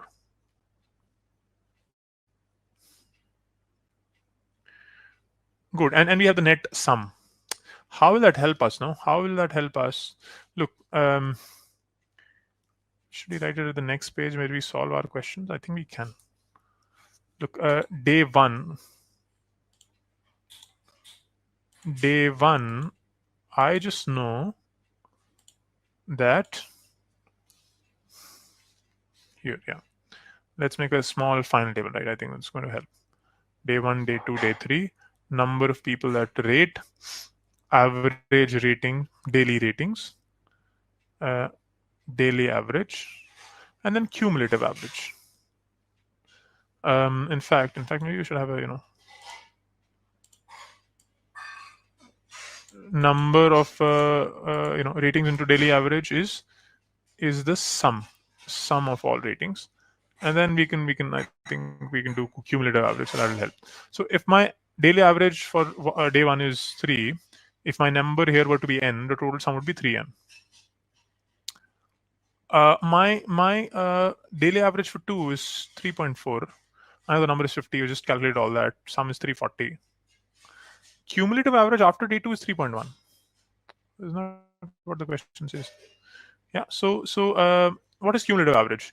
Cumulative average for day 3 after day 2 is going to be, I'll use this space for solving. The 3.1 rating is the total sum of all ratings on day 1 and day 2. Day 2 sum of all ratings is 170. Day 1 sum of all ratings is 3n. 3 into number of people who are giving ratings upon the total number of respondents. That is 50 on day 2. Yeah. And n on day 1. Just solve this. How difficult is this? Not difficult at all. 3.1 into 50 is 155, and 155 plus 3.1n, easy to solve. 170 plus 3n. So 3n, 3.1 minus 3n is 0.1, and that comes out to be 15, and therefore n is going to be just multiplied by 10, 150. Number of people who have rated someone on day 1 is 150.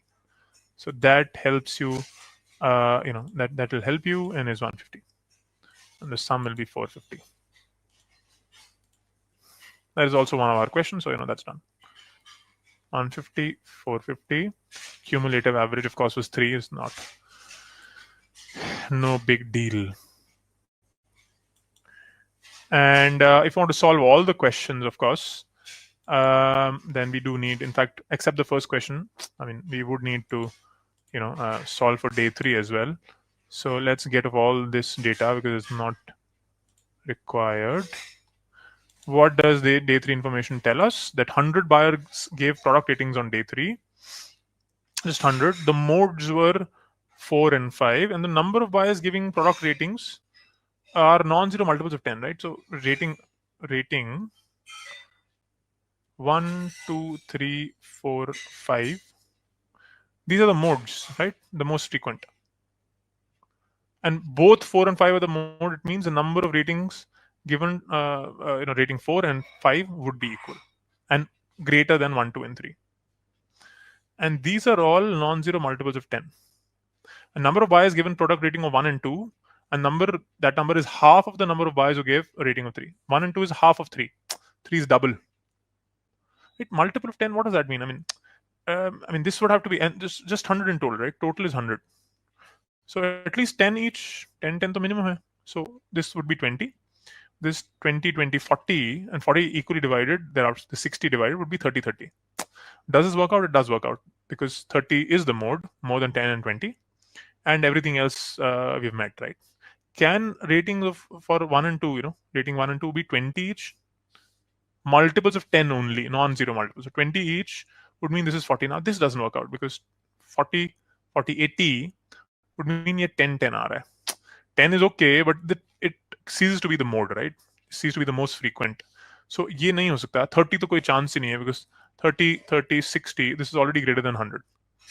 Total number of responses. So the only possibility is your 100 respondents work like this: 10, 10, 20, 30, 30. Goodbye. That's it. So, yeah. And can you calculate average and all that? Absolutely, yes. Your total number of respondents is, okay, we'll do that. Let's calculate average first.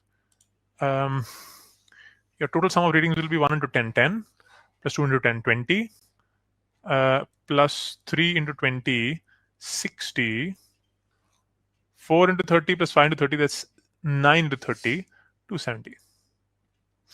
So that is how much? 30 to 70, 360. It's 360 by 100. 360 by 100 is 3.6. That's the net rating, daily average rating for day 3.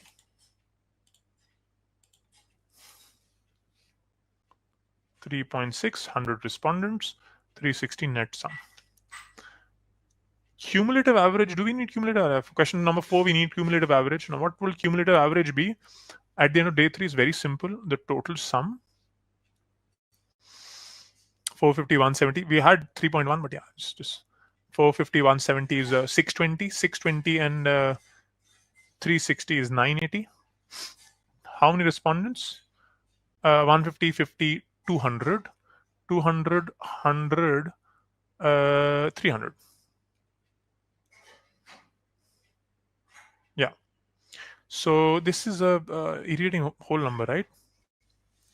This is an irritating whole number. It's not even 3.3. I don't think we have got it wrong. I'm surprised it's not divisible by 3. Let me check once.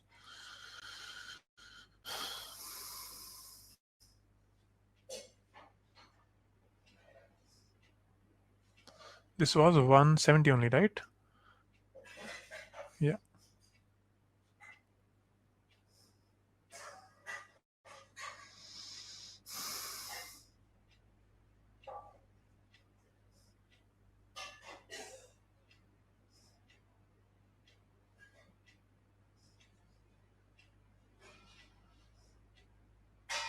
Yeah, this is correct. Yeah, this is all correct. Yeah. So, I mean, if it comes out to be such a horrible number, we can't help it. This is going to be 98 by 30. 99 by 30 would have been 3.3. This is 3.267. I guess 26 bar actually. So yeah, that's what it is. Fair enough. Yeah, net cumulative average 3.26 bar. Fair. We can also just leave it as 98 by 30. Now, how many buyers gave ratings on day 1? 150. We already know. Done. Daily average rating, daily average, not cumulative. Daily average rating on day 3, easy, 3.6. Median of all ratings given on day 3. Median is the middle value. Median of all ratings would be the, average of the 49 and the 50th. They'll both be 4, no? Because these are your first 40 respondents. And the 40th, from the 41st to the 70th respondent, they've all given 4 ratings. So, the 49th or the 50th and the 51st would both have given 4. So that's 4. Median of ratings, 4. And then finally, what is true about the cumulative average rating of day 2 and day 3? It changed from 3.1 to 3.26. See, if you don't want too much hassle, let's just change it to 3.27.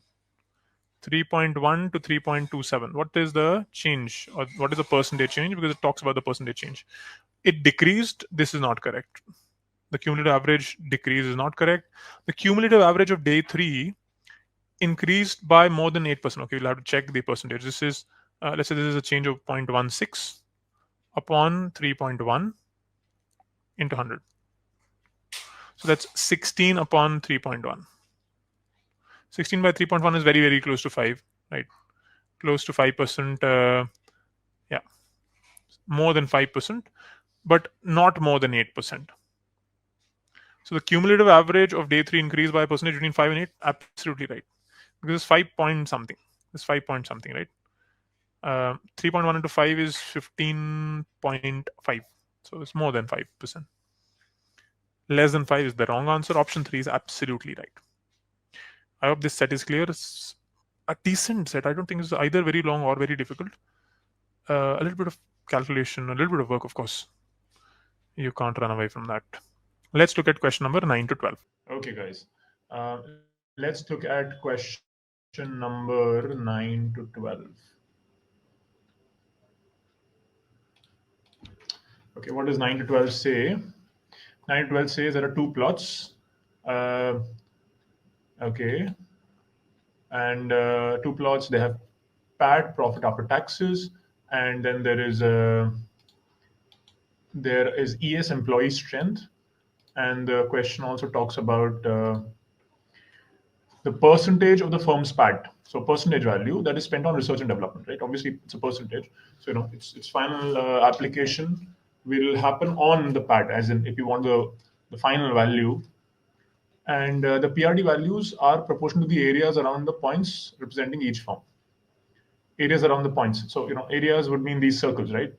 So the area of a circle is of course pi r square. So in terms of percentage, this would be proportional to r square. So if you look at this, for example, this is a radius of 1.5 units. See, if I take this to be 1 unit, consistent value of 200, interval of 200, and it's 200 here as well. So taking this as 1 unit, difference of 200, the interval of 200, this would be about 1.5. This is about 300.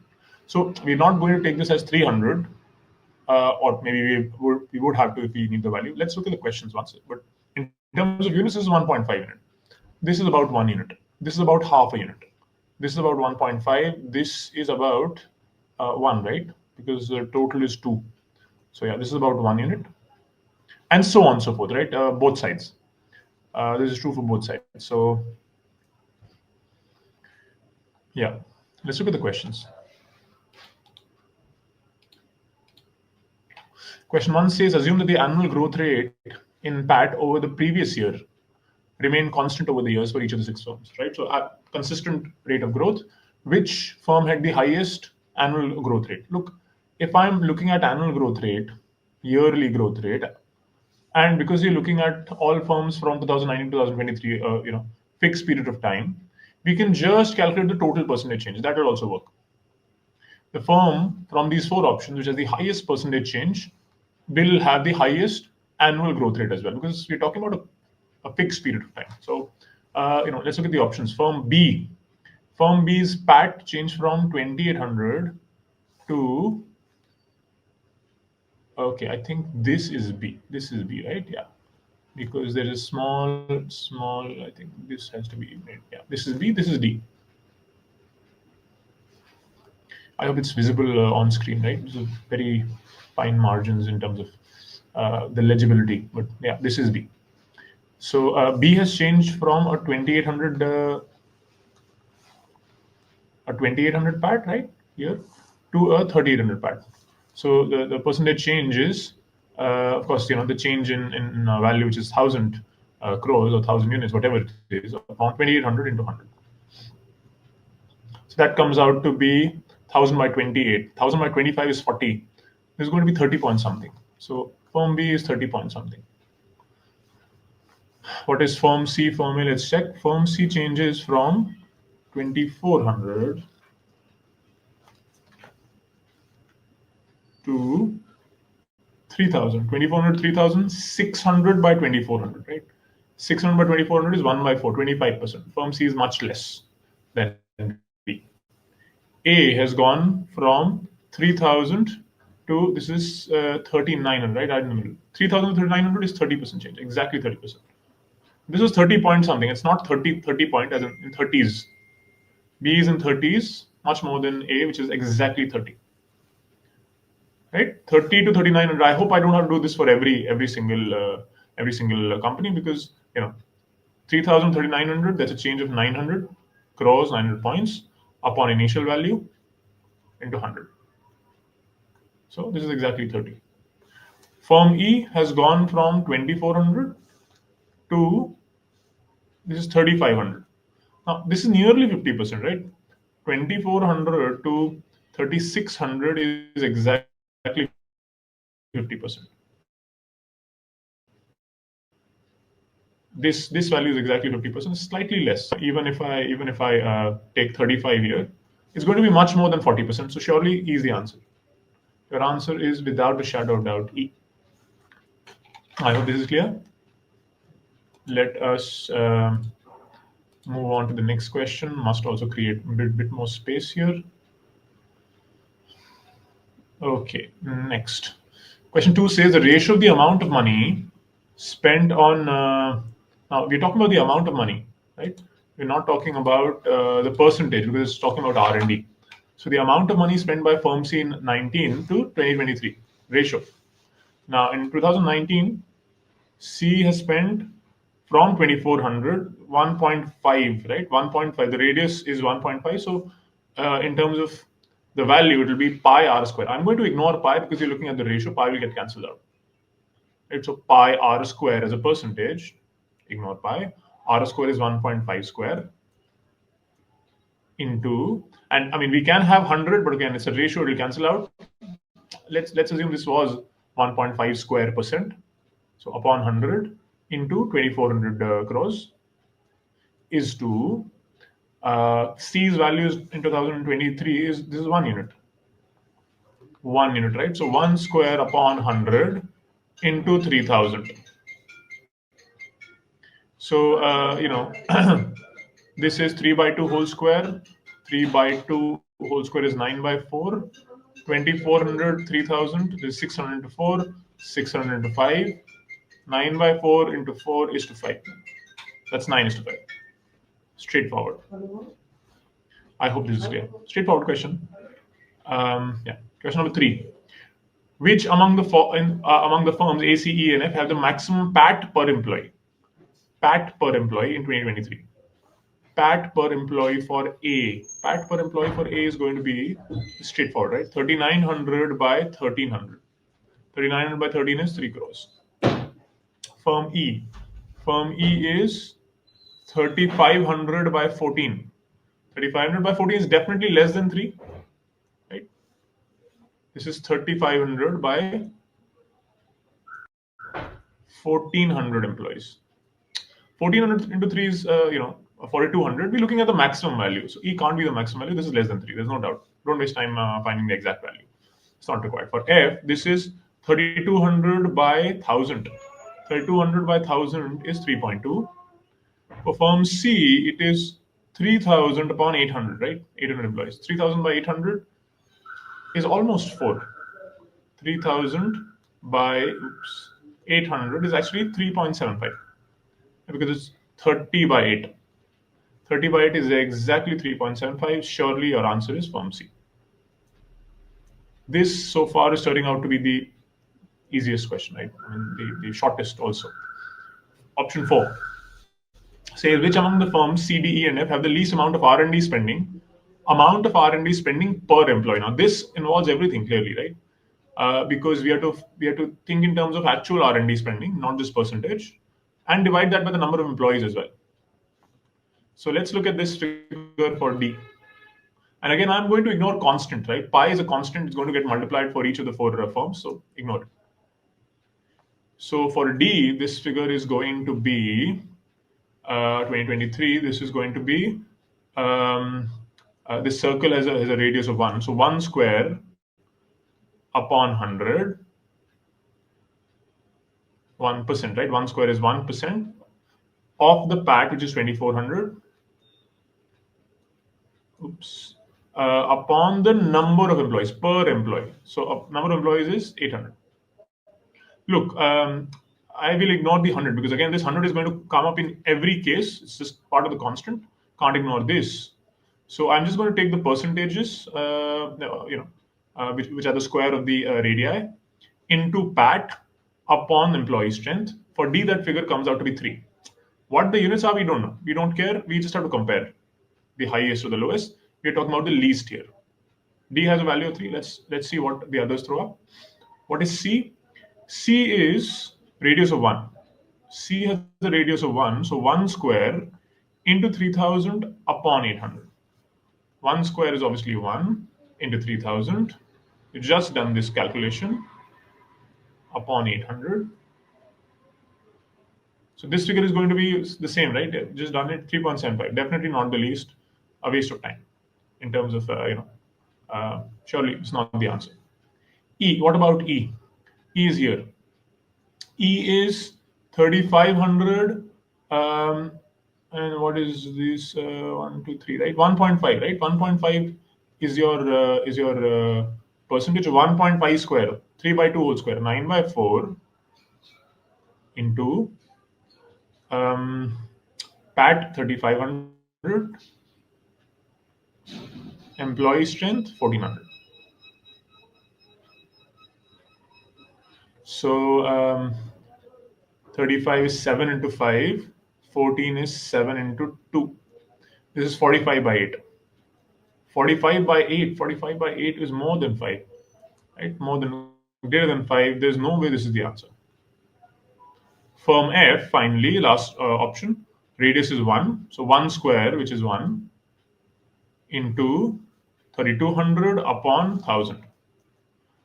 So,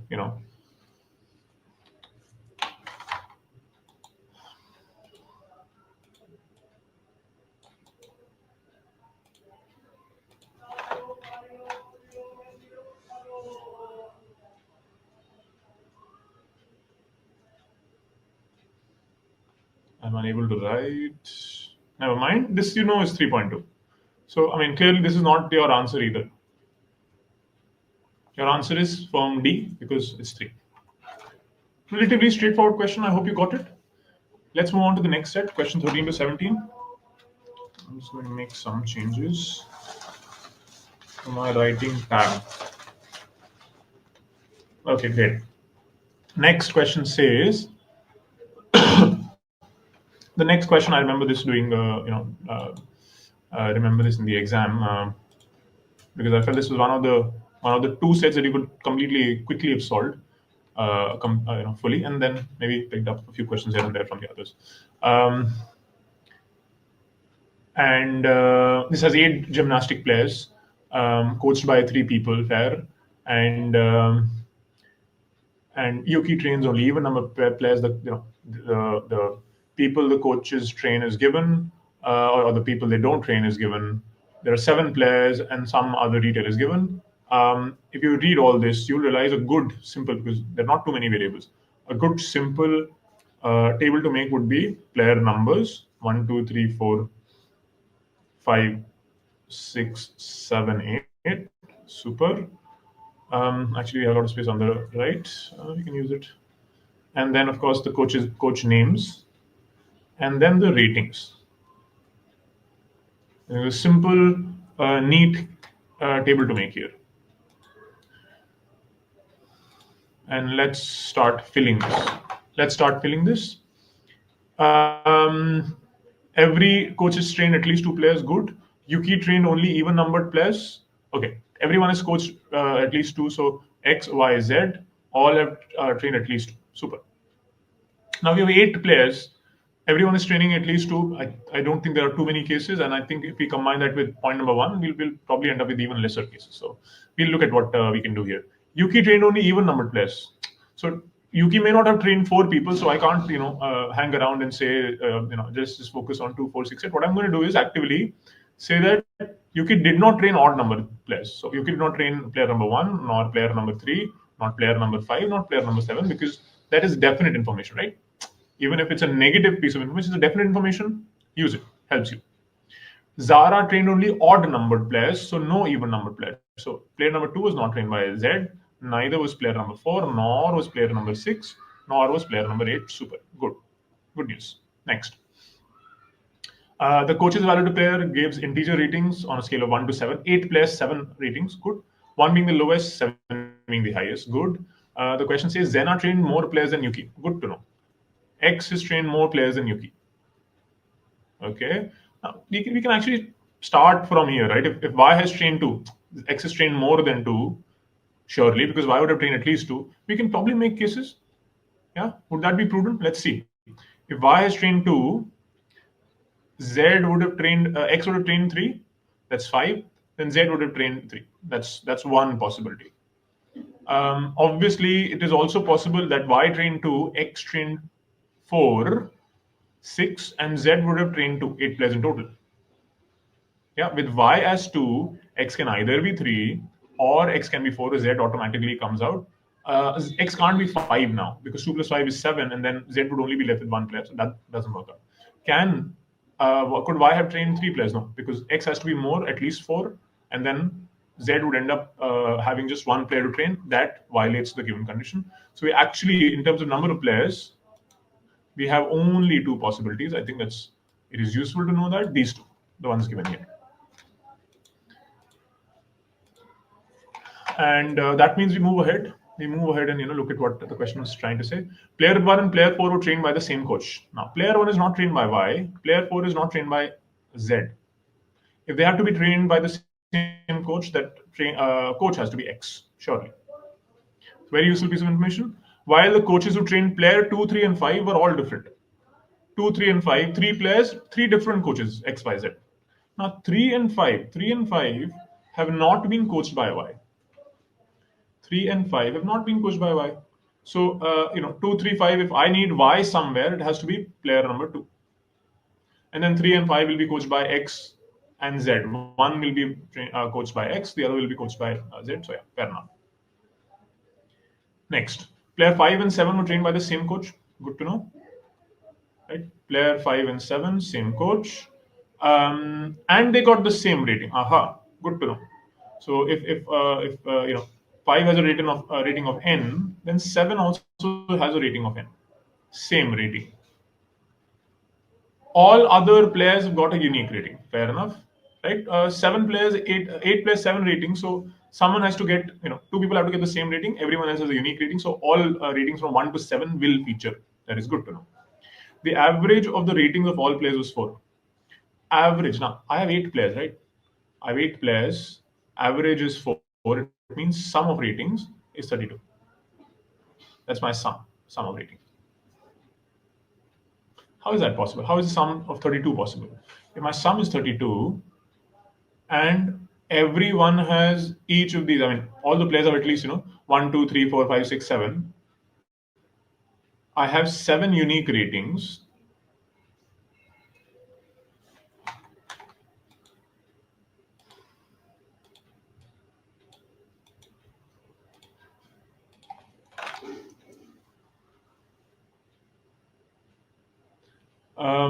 And one rating which matches one of these. Now 1 to 7, I can immediately add up, right? I can use a formula for sum of first and natural numbers, or AP, right? First plus last term upon 2, 1 plus 7, 8 upon 2, 4 into 7. This is 20. This sum is 28. So the player with the same rating would have been 4. There are 2 players with a rating of 4, right? 7 unique and 4 repeats, which is very interesting. So the two players that have the same rating, what would they have? Would have a rating of 4 each, because there is no other case of repeat ratings. I hope you got it. 32 is my total sum. 7 ratings, 1 to 7 unique, everyone gets it. 24, 8 is a sum, and then that means 32 minus 28, 4 is the other repeat rating, and those are for players 5 and 7. So, and they've been coached by the same player. Lovely, good to know. So that'll be 4. So we don't know the coach's name yet, but I think we'll figure that out. The average of the ratings of all players was 4. Good, that helps. Player 2 got the highest rating. Now this becomes simple. Unique ratings, player 2 highest is 7. The average of the rating of the player trained by Yuki was twice of that of the players trained by Zena. Okay. If Zena's average rating is A, Yuki's is 2A.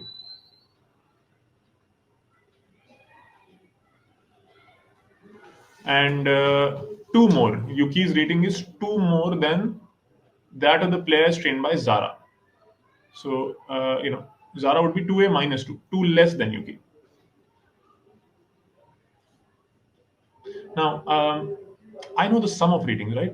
I know the averages for X, Y, Z. I don't know the numbers yet, but I have 2 cases for numbers. Can't I check which one will give me 32 as a total sum? Just check. So what is case number 1? 3, 2, 3. Could these be the possibilities? Just check that if I have the average ratings for A, Y, and Z, and these are the number of players they've coached, then the total sum should come out to be 32.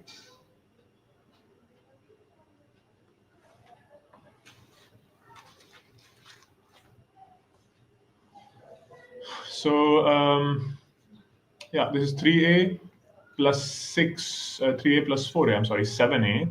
7A plus 6, that's 13A. We have space for calculations.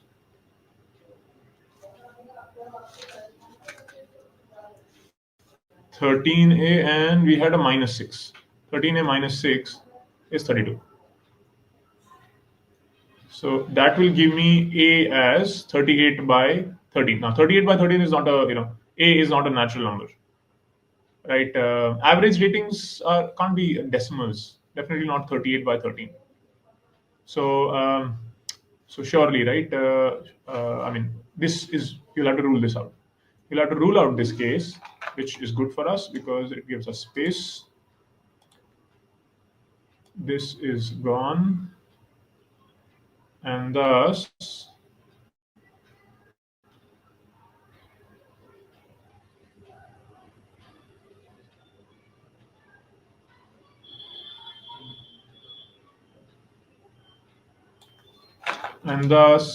we have these number of players. X definitely has 4 players under him or her, Y to Z2.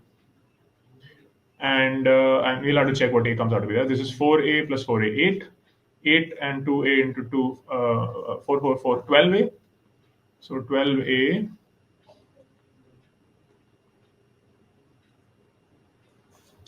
There is such a lag.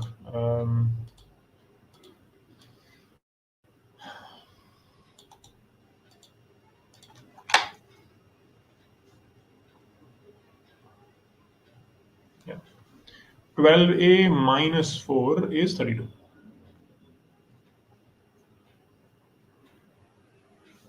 So 12 will be 36, right? A is 3. So A is 3, that's good to know. So, X, Y, and Z, these are the number of players these guys are training, and their average ratings. X will be, because A comes out to be 3. X rating is 3. Y's rating is 6. And Z's rating is 2 less than 6, so 4. Great. Now, look, there are 2 players coached by the same player, and Z. That has to be Z, right?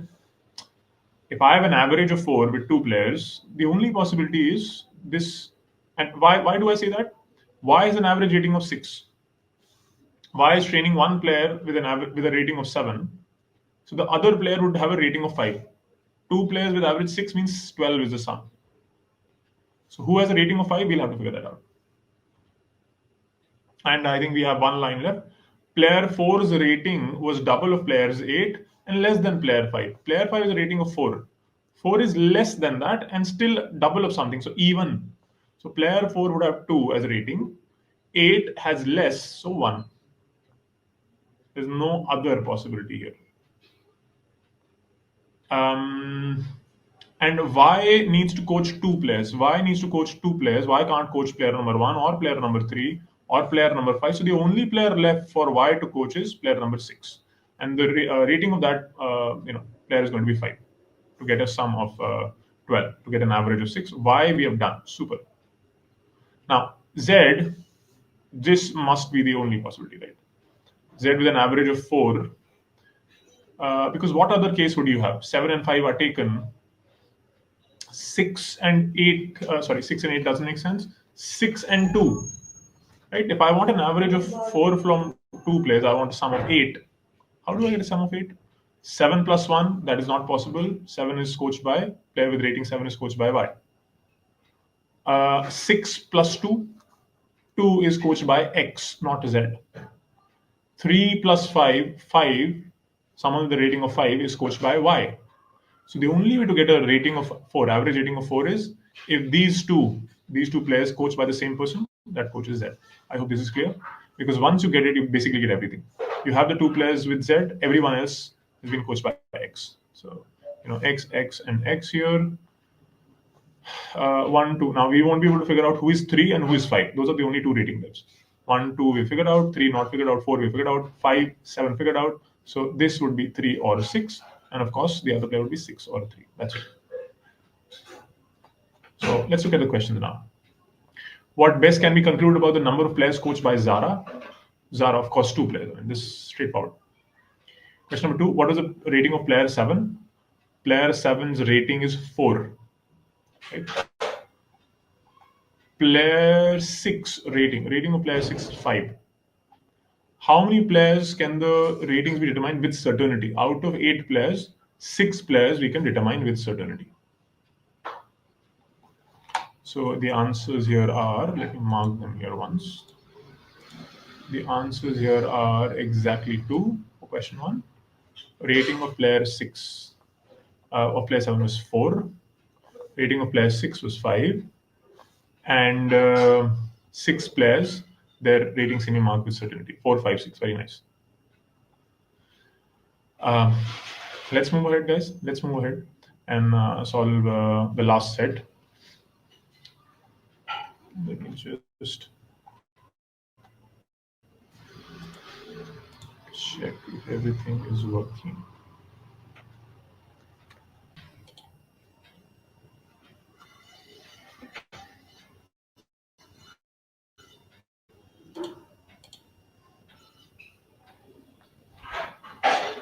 Okay, everything is working.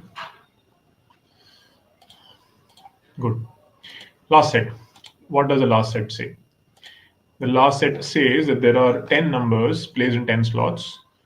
And numbers in a row appear in increasing order from left to right. You can pause the video and read it if you want, if not solved this yet. So numbers appear increasing order from left to right, fair, and then decreasing order from top to bottom. Super. Now, that's very interesting. Where will your smaller numbers lie if I want to organize? In terms of the columns on the left, right? On the left. And in terms of rows on the left. In terms of columns, the smaller numbers will lie at the bottom. And the higher numbers will lie on the rightmost, as well as the topmost. So where can 10 go?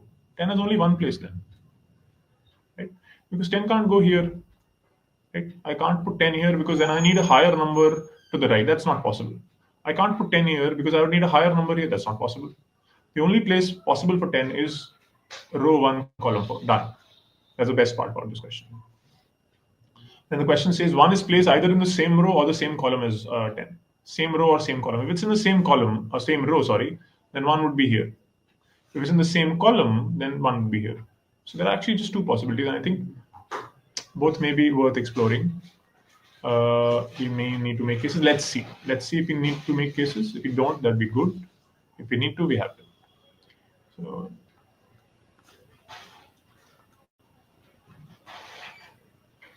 right, 10 is fixed. Great. This has been done. Neither 2 nor 3 can be placed in the same row or same column as 10. So same row, same column is done. Where can 2 and 3 come? Only here. No other possibility. This is the only place for 2 and 3. The same way, even in the second case. Only place for 2 and 3 is here. Right. So 3 out of these 3 cells, 2 have to be occupied by 2 and 3.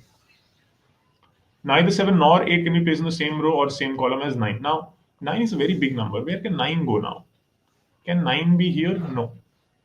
Because if this is decreasing order, then 10, you need a number higher than 9 for 9 to follow if 9 were to be here. Or 9 here. 9 can't be here because then you need a higher number here. Right? As you go down a column, you need decreasing order. So the only possibilities for 9 are either here or here. So just 2 possibilities, right? 9 can either be here or be here. Maybe you'll have to check both, worth exploring. And then 4 and 6 have to be placed in the same row. This is also very useful as an organizing principle. 4 and 6 in the same row.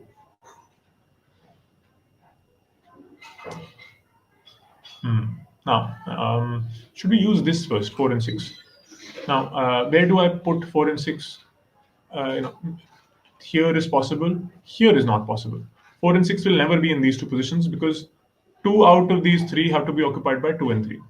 Right? These 3 positions, 2 are used or 2 will be used. So I can't use 2 more for 4 and 6. It's not possible. But 4 and 6 can be here or they can be here. Let's just check, one by one. I'm just, doing a hit and trial based on using this as one of the organizing principles. So if I put 4 and 6 here, where does 9 go? 9 goes here then. Great. What do I do with 7 and 8? Now I have a problem because 9, now 7 and 8 can't come in here in this line. Yeah, can't come in here.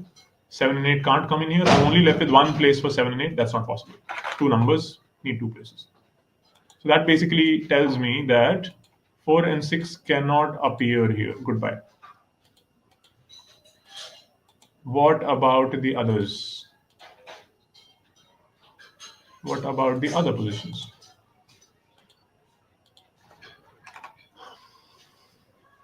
Of course, I mean, these are a possibility as well. Let's see, 4 and 6 can appear here. If I put 4 and 6 here, 2 and 3, 2 and 3 will use up these 2 places. Good for us. 9 now. Where does 9 belong? Therefore, 9 has to belong here. Now, 7 and 8. These 2 have been used by 2 and 3 or will be used. 7 and 8, the only places are here. Problem. 10, 6, right? 8, 7 is not decreasing order. So it's not possible. So if I use 4 and 6 in the second row, it doesn't work. So for this arrangement where 1 is at the leftmost position, same row as 10, there is only one possibility for 4 and 6, which is this.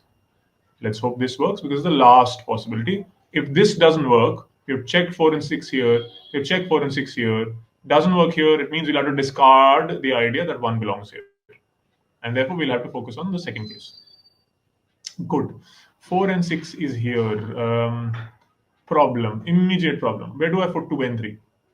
I'll have to put 2 and 3 here because left to right is increasing order. But there is a problem. Decreasing order has been, the constraint, that condition has been violated because 4 is higher than 3, not lower. So 4 and 6 can't appear here. Obviously, 4 and 6 can't appear here. Goodbye. So that basically means this case is invalid, useless, and therefore deserves to be, left out of consideration. And therefore, 10 is here. 1 can't come in here in the same row. 1 has to appear here. No other possibility. Now, I can still use 9 as an organizing principle, or we can continue to use 4 and 6. Let me. I think 2, 3 possibilities. Maybe do well to do this, and then discard it rather than erasing, which takes time. Okay, 10 and 1 is here. Where will 4 and 6 come in? And of course, we know 2 out of these are booked for 2 and 3. 2 out of these 3 cells.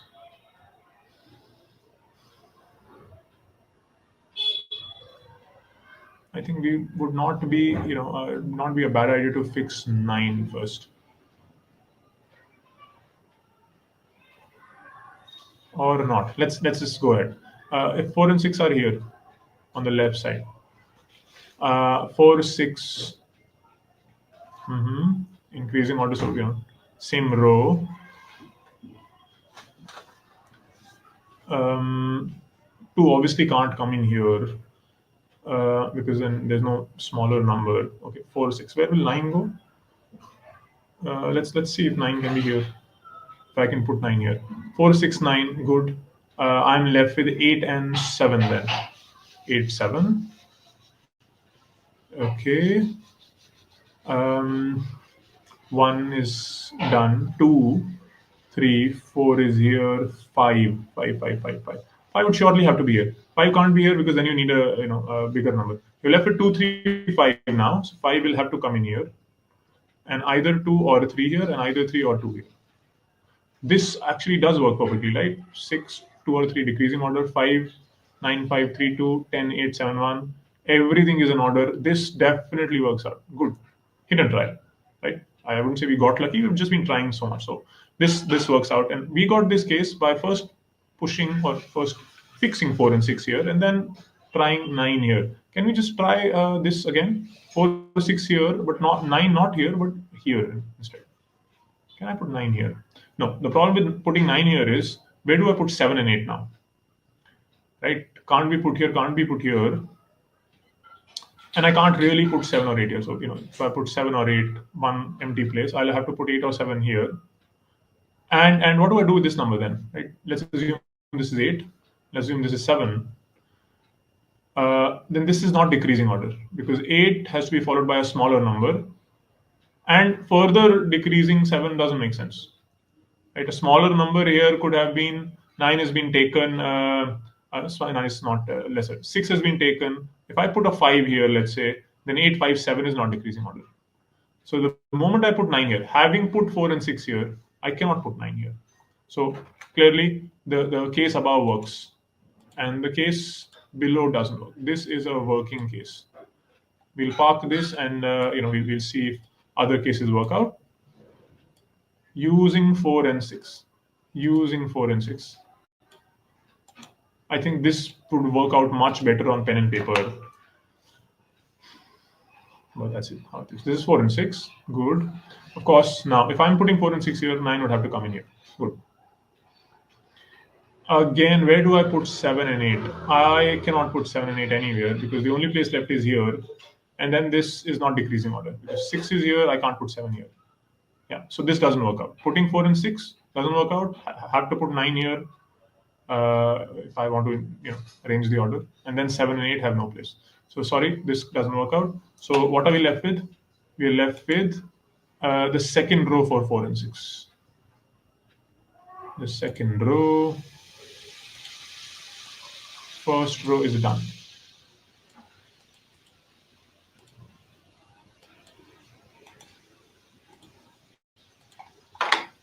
Now, we already know that out of these 3 cells, 2 will be occupied by 2 and 3. Can't be in the same row or column as 10. So 4 and 6 can't occupy these 2 places, but 4 and 6 may possibly occupy these 2. And then, of course, 9 would have to come in here. Where do I fit 8 and 7? Right? These positions I can't, not in the same row as 9. This position I can't.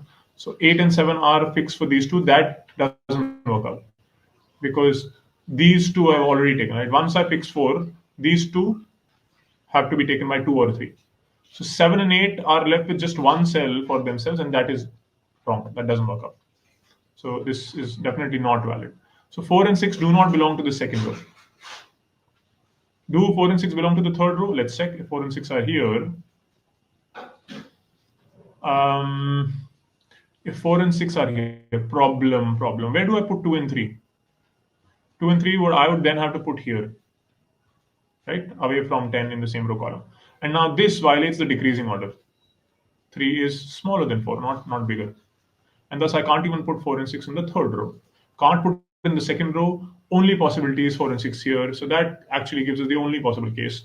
4, 6, 9, 10, 5, 8, 7 here, either a 2 or a 3 here, and either a 3 or a 2 here. All the data works out. That's it. That is your answer. You can run through the the points once if you want, but I'm quite sure that's it. What is the row number that's the least sum of numbers placed in that row? Good to know, because the least sum is row 4, because row 4 has just one number 1, the smallest number, so it has to have the least sum. Done. Which of the following statements must be true? 10 is placed in a slot in row 1, of course. And 4 is placed in a slot in row 4. Absolutely yes. Both are true. Both statement 1 and 2 are true. Which of the following statements must be true? 2 is placed in column 2, 3 is placed in column 3. Both are incorrect, because 2 and 3 we have not been able to place their row and column, right? They have two possibilities. So neither 1 nor 2. Right? We check here. 2 can be in column 2. 2 can be in column 3 as well. And the same way, 3 can be in column 3 and 3 can be in column 2.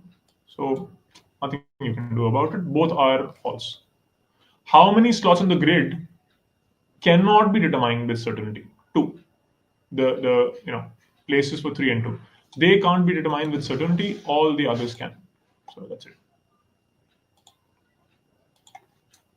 And what is the sum of numbers placed in column 4?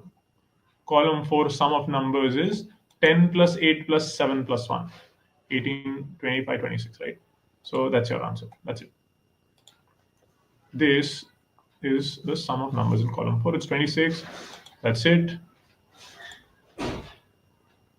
And that also finishes our presentation for CAT 2024 slot to DILR.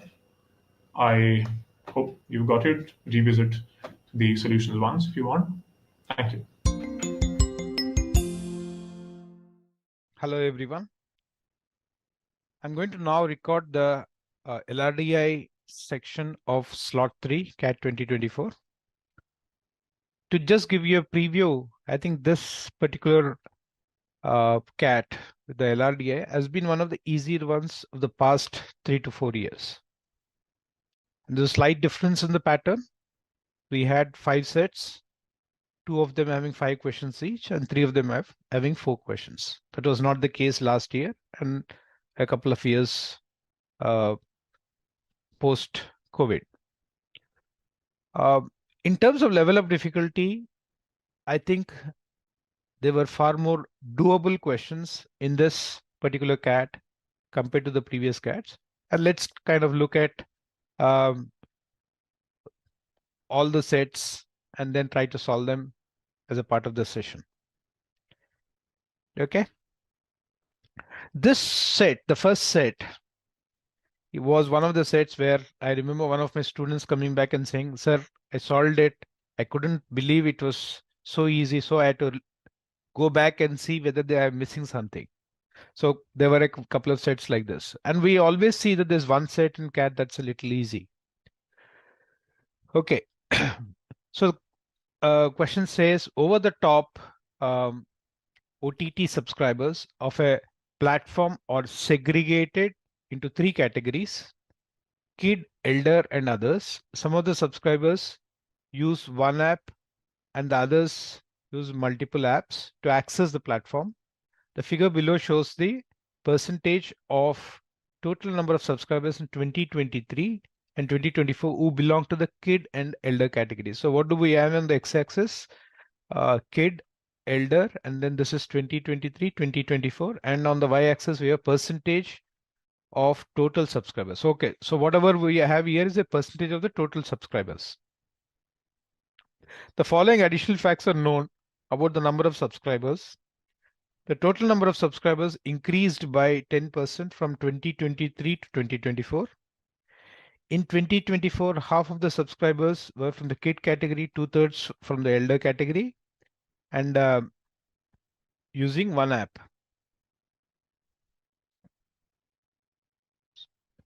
In 2023, the number of subscribers from kid category who used multiple apps was the same as the number of subscribers from the elder category who used one app. 10,000 subscribers from the kid category used one app, and 15,000 from the elder category used one app in 2023. Excellent. So let me do it for 2023 out here. So we have kids, elders, others. So let me put one app out here. Maybe I just, and multiple app out here. So let me repeat this for 2024.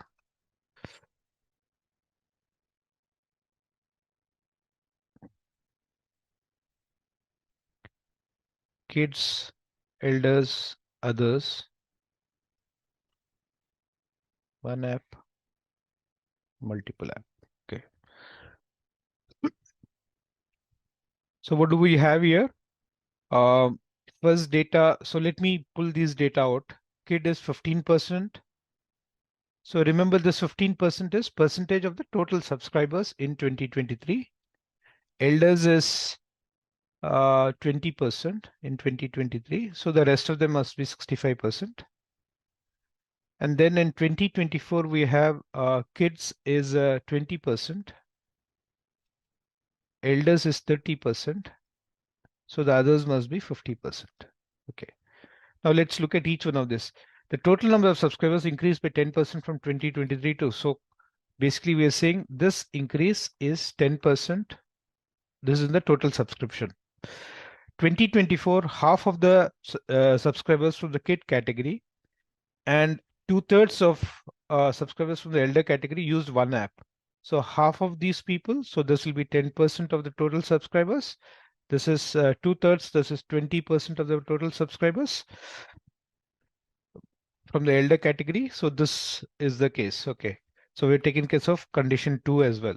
In condition 3, it says in 2020, the number of subscribers from kid category who used multiple apps was same as the number of subscribers. So let's call this as X, same as subscribers who use one app. 10,000 subscribers from the kid category use one app. So this is 10K. And this is 15K in 2023. So I think now the question becomes simple. So if I know the value of X, I can fill up all the others. So the total number of kids, 10K plus X divided by X plus 15K. This ratio must be equal to 15% of the total subscribers by 20% of the total subscribers. So I'm knocking off all the percentage and straight away writing it as 15 by 20. So this is 3 by 4. So cross multiply will get 40K plus 4X is equal to 3X plus 45K. What do we get from this? We get the value of X is equal to 5K. So if I get X is equal to 5K, it means 15% of the total subscribers is equal to 15K, which implies the total number of subscribers must be equal to 100K. 15% is equal to 15K, 100% is equal to 100K. So this means this has to become 110K.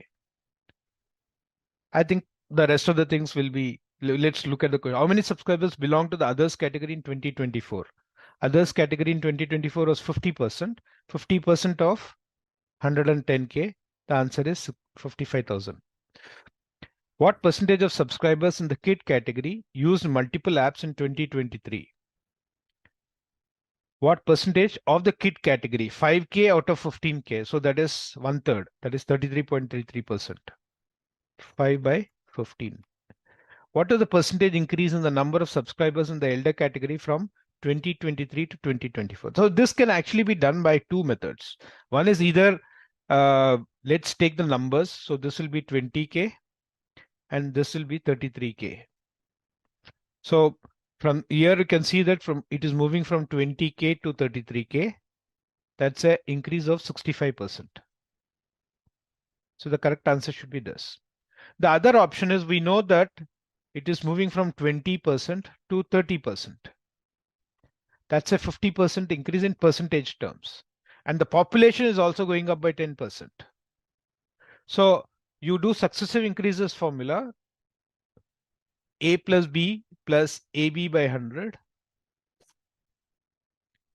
So that will also give you 65%. So, I mean, even before filling in the table, I could have solved this question. If there is somebody who was just scanning the questions, they could have solved the question number 3 without even filling up the tables.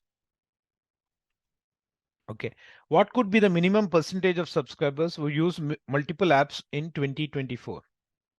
So we want to minimize this multiple apps. So let's make this 0, right? In which case in 2024,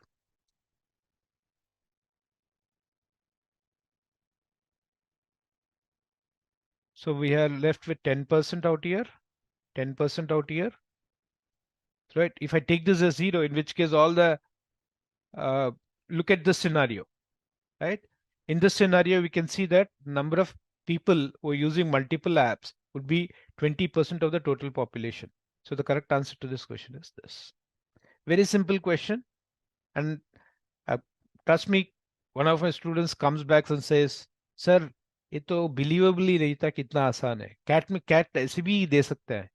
So in fact, the last few years of CAT, we have seen pretty tough questions. And so, and though we keep saying that there'll be one set that is easy, people sometimes find it a little difficult to believe that it could have been as easy as this. Now let's look at the next set. This set was an interesting set, right? Needed a little bit of idea of numbers, but I think not a difficult one. I would say this is a moderate one. The table below shows the amount in grains of carbohydrates, proteins, fats, and other nutrients per 100 grams of nutrients in 7 food grains. And the food grain category is given, column is given, right? So, so basically what does it mean? That each of these row must add up to 100 because this is like per 100 grams. So each of these rows out here, all the numbers must add up to 100 grams. Okay. Now let's look at what are the data that is given. The following facts are known. Both the pseudo cereals are higher amounts of carbohydrates as well as higher amounts of protein than millets. Okay. Both the cereals have higher amount of carbohydrate than pseudo cereals. So both of them out here are greater than 66. All the missing values of carbohydrates is multiples of 5. Excellent. All the missing values of protein, fat, and others are multiples of 4, which means in column, in these 3 columns, all the missing numbers must be non-zero multiples of 4. So which means cannot have 0, but it could be 4 or 8 or so on. P1 contain double the amount of protein that P3 contain. Okay, so M3 contains. So X is there. So this must be equal to 2X. Okay. So let me first look at this and saying that, okay, these two, C1 and C2, they have to be multiples of 5, right? Because the column, carbohydrate column is all multiples of 5. So let's see whether we can fill up these. So if this has to be a multiple of 5, this is an even number. This is an even number. This also will be an even number. So this also has to be an even number and it has to be greater than 66. So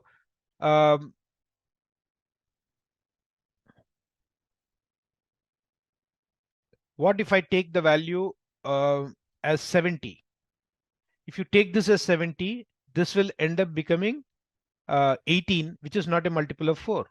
So 70 cannot be there. So the next even multiple will be 80. If this is 80, 80 plus 12, that is 92. So the value out here should be equal to 8. So we have fixed one value, one row. Let me, okay. Then let's look at to C2. C2, you see that this is an odd number, right? This is going to be an even number. So this has to be an odd number. So if the first column is an odd number, so the first, and we know that that value will be greater than 66, the first odd multiple of 75 of 5 that I can check out is 75. So let me check out with 75. If I put 75 here, 75 plus 3 is 78, 88, and this becomes 12. Now, is there any other possibility? The next odd value that I can go to is 85. In which case this value becomes 2. So which is not a multiple of 4. So we will kind of ignore this. So what do we have? The second row is also complete.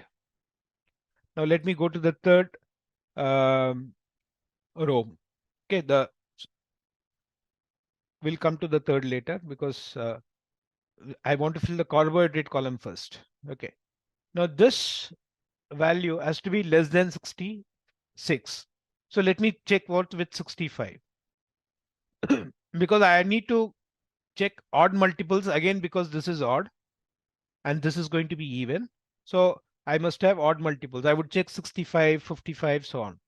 So if it is 65, then 65 plus 7 is 72.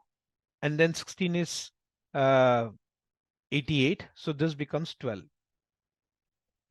Now, if I go to 55, this must become 22 because this drops by 10. So this has to go up by 10. But if this becomes 22, it violates the case that it is greater than 14 because you see both the so the first condition says higher amount of carbohydrates as well as higher amount of protein than any millet for pseudo cereal. So it is not possible that we can have 22 out here. So the only possibility for third row is 65 for carbohydrates, M2. Now,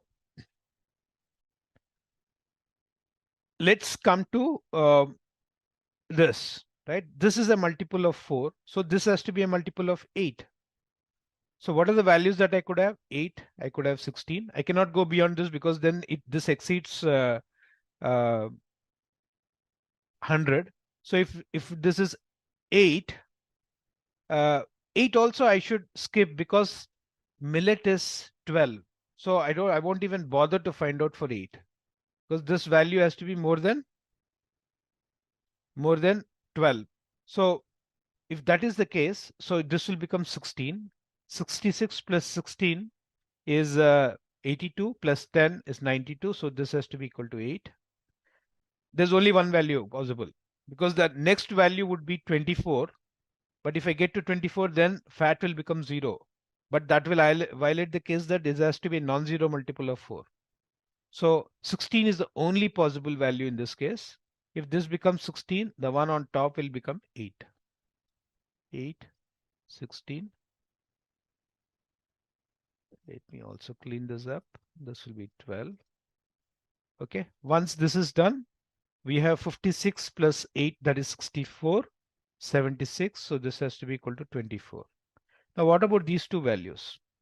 These two values must add up and give me 28 because these two are adding up to 72. The other two must add up. And since there is no condition on millets, I could say this will be 4, 24, 8, 20, right? This will go on till 24 and this will go on till 4. So this is the data that we have. Now let's look at the questions. How many food grains add a higher amount of carbohydrate per 100 grams of nutrient than M1? So M1 is 62. We've got 1, 2, 3, 4. Oh, I didn't fill up this. So P2 will be what? P2 has to be more than 65 and less than 75. So there's only one option. This becomes 84 plus 8. And so this also becomes equal to 8. So 1, 2, 3, Then we have 4 and 5.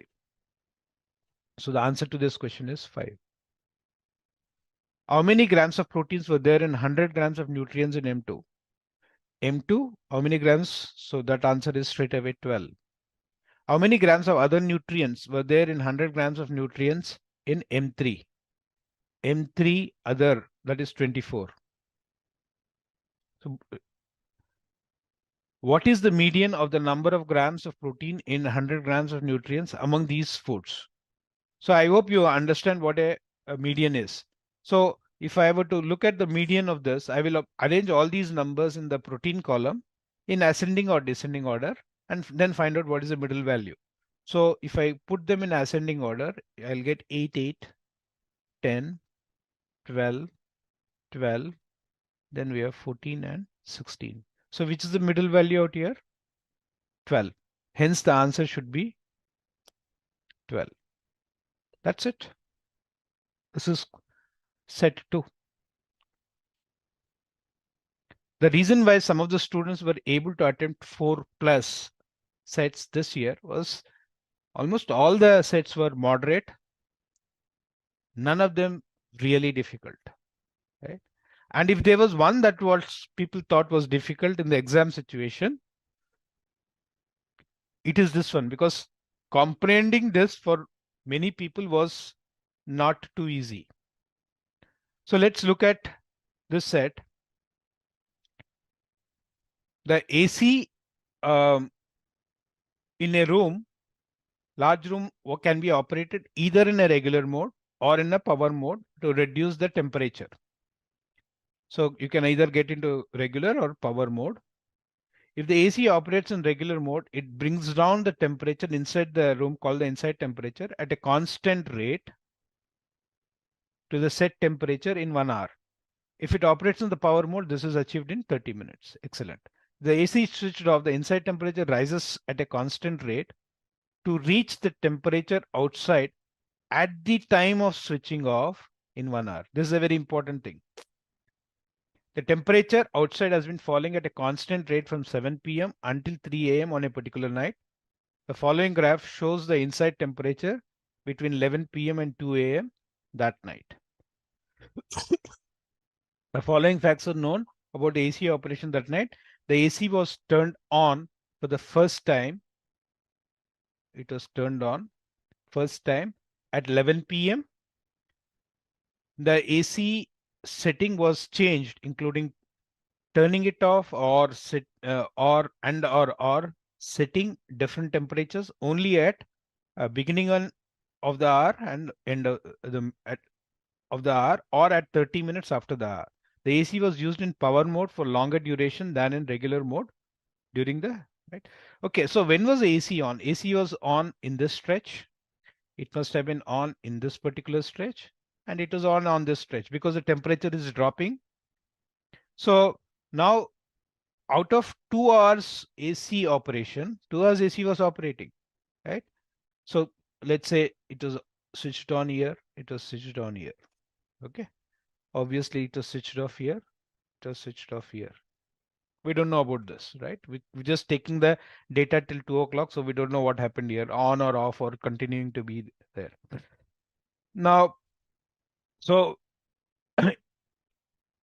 if the total duration when the AC was on was actually 2 hours, right? Because this is 11 to 12 o'clock. Then we have 12:30 to 1 o'clock. And then you have 1:30 to 2 o'clock. So that's a 2 hours.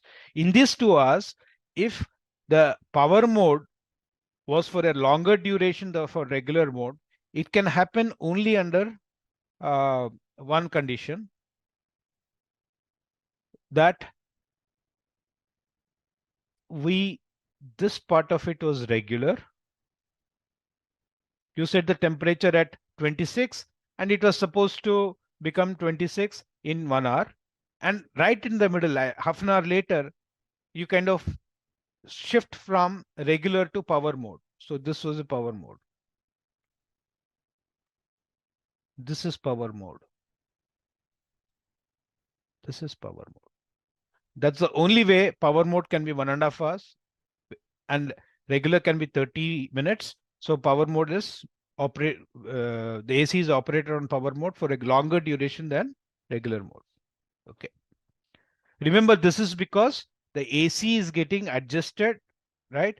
After every 30 minutes, at best after every 30 minutes. So if at all there is changes, it could have made a maximum of 4 changes, out of which 3 of them have to be power and one of them has to be for the regular mode. So this is what happened. So here you adjusted mode from regular to power. In all the other cases, you are switching on or switching off. Excellent. Now having understood this, let's go look at the questions. How many times the AC must have been turned off between 11:1 and 1:59? Between 11:1 and 1:59. So obviously it was turned off twice. Once out here and once out here. So the answer to this question should be 2. What was the temperature outside in degrees Celsius at 1 a.m.? At 1 a.m., the AC was switched off, right? And we see that in the next half an hour, the temperature has increased by 4 degrees centigrade. So in half an hour, the temperature increased by 4 degrees centigrade, and the temperature is increasing as a constant rate, which means had you let it on, it would have gone till about, in the next half an hour, it would have gone till 4 degrees more. So it would have reached 34 degrees. Now remember, the AC reaches the outside temperature in exactly 1 hour time. Outside temperature at which point? At the point where when the AC was switched off. So at this time, the temperature should have been 34 degrees centigrade. So at 1, the temperature is 34.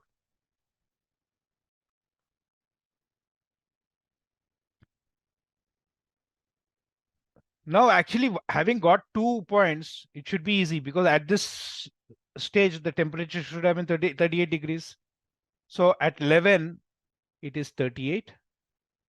At 1, it is 34. And since this is happening at a constant speed, at 12, it should have been 36. At 10, it should have been 40. And at 9, it should have been 42 degrees centigrade.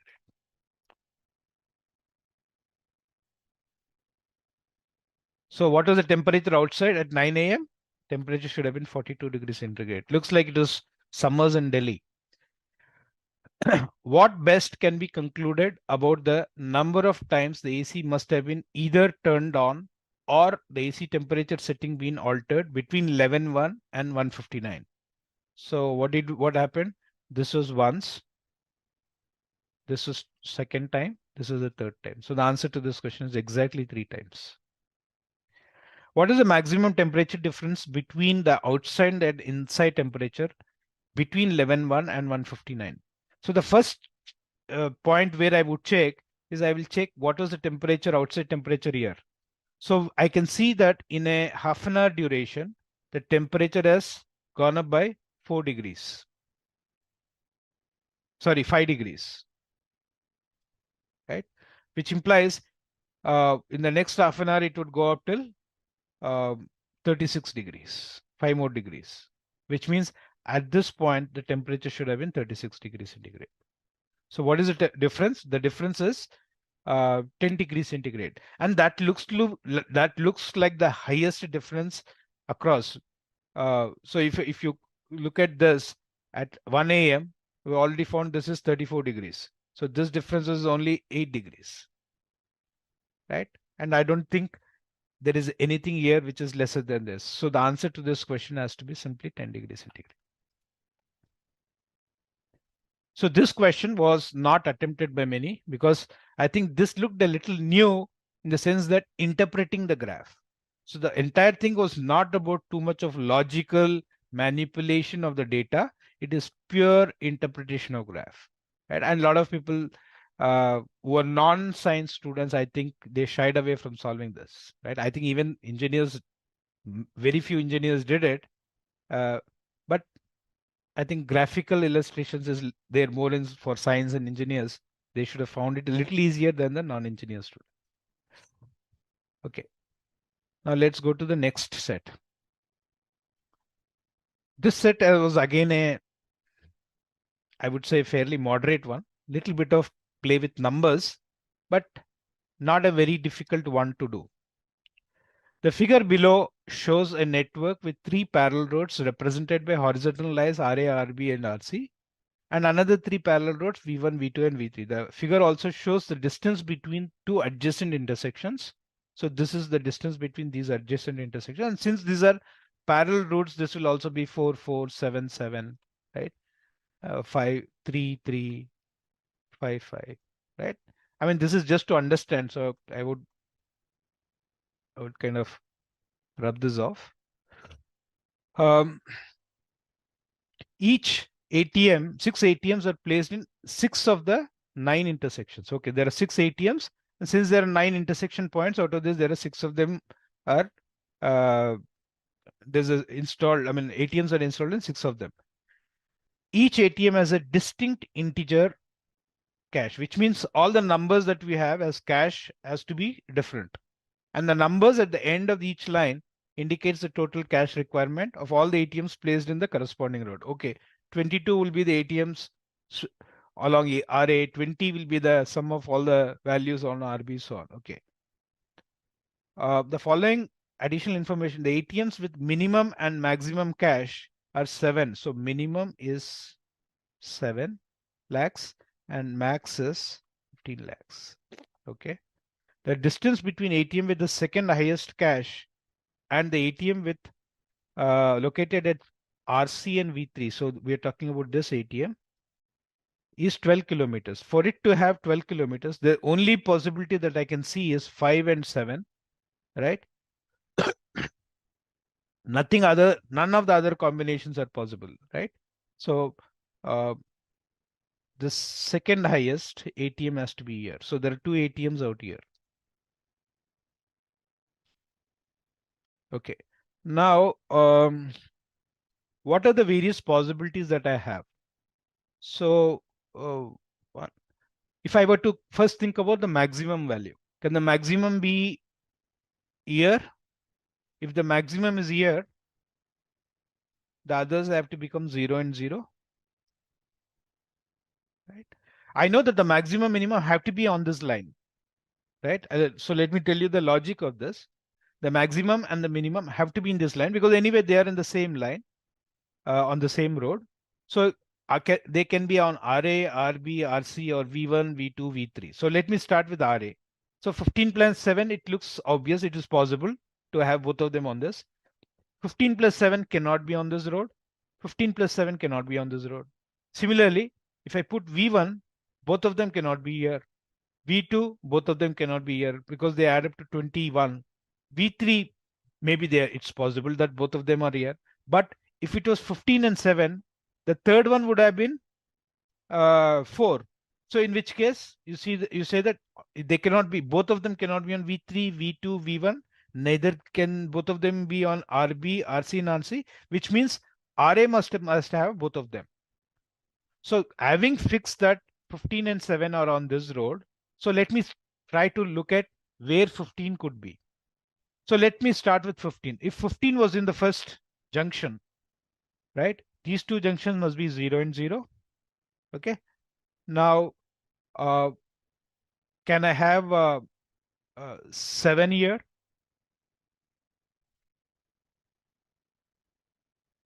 If you have 7 here, it means this will be equal to 14. And if this is 14, the other ATM on the road RB has to be 6, which violates the condition that 7 is the minimum. So 7 cannot be here. So which means 7 has to be here.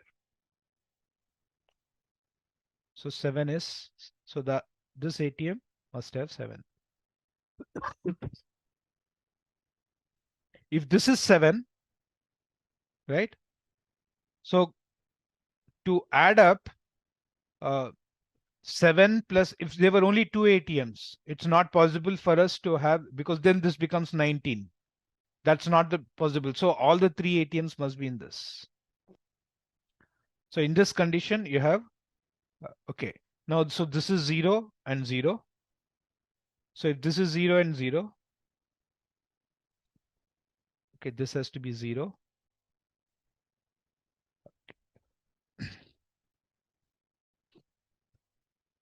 Now, what are the cases that we have in the? So this must be equal to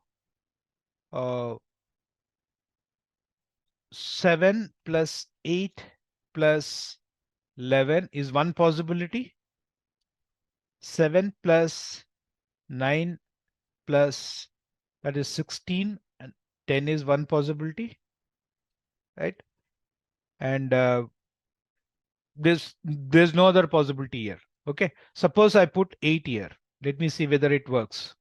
If it is 8 here, then this will be equal to 11, and this becomes 12, and this becomes 9, beautifully sitting in, right? So this is definitely one of the possible cases. What if this was 9? If this was 9, this would become 10, in which case this also should become 10, but that will violate the condition that we have distinct cache, so it cannot be 9. So let me knock this off. Okay, now let me look at what if this was 11. If this was 11, this should become 9, and this anyway will become 8. If this becomes 8, this becomes 12.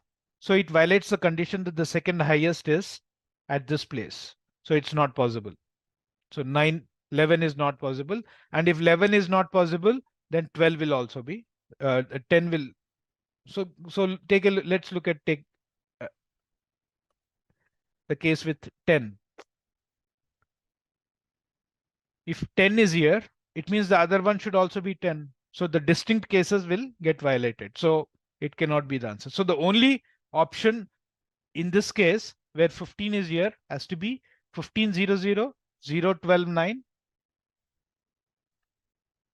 7, 8, 11. Achha.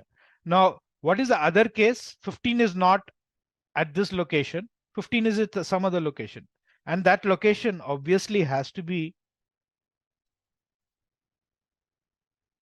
it has to be here, 15. Why is that so? If 15 was out here, the other number would have been 6, right? On this road, which is not possible, right? I mean, it is less than the minimum, but we have the second highest on this particular column. So it cannot be 15 there. So 15 has to be necessarily here. Okay. And we have already found that 7 cannot be here. So 7 has to be here. 7, 15. This is 22. Okay. Now, if 7 is here, okay, if 15 is here, we know that there is a ATM out here. That ATM has to be 11. Why is it? Because if there were two ATMs on this column, the average would have been 5.5. One of them should have been less than 5.5, other should be more than 5.5. But that's not the case because the minimum itself is 7, which implies there must be only one ATM here. Okay, so this is 20. So if this is 20, so this is taken care of. We need to have 20 here. So this is 0. Now, these two must add up. These two must add up and give you 20. So I can say that if this has to be equal to 15, this must necessarily be equal to 8. If this is equal to 8, this has to be equal to 12.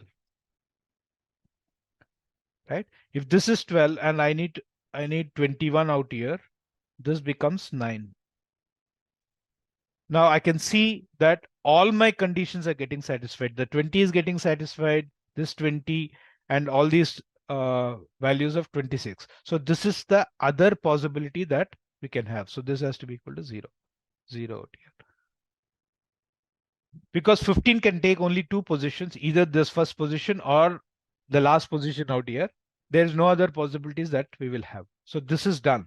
Now let's go and look at it. Which of the following statements is correct? ATM placed at RC and V2 as a cash requirement of 8 lakhs. RC and V2 is not. That should be 9. The cash requirement of ATM placed at RC and V2 intersection cannot be uniquely identified. It can be uniquely identified because each time we have got only 9 lakhs. There is no ATM placed at RC and V2 intersection. Of course, there's an ATM. So obviously, I think you don't need to even check this. How many ATMs have cash requirement of 10 lakhs or more? So in this case, in this particular first case, I can see that the answer is 15, 12, and 11.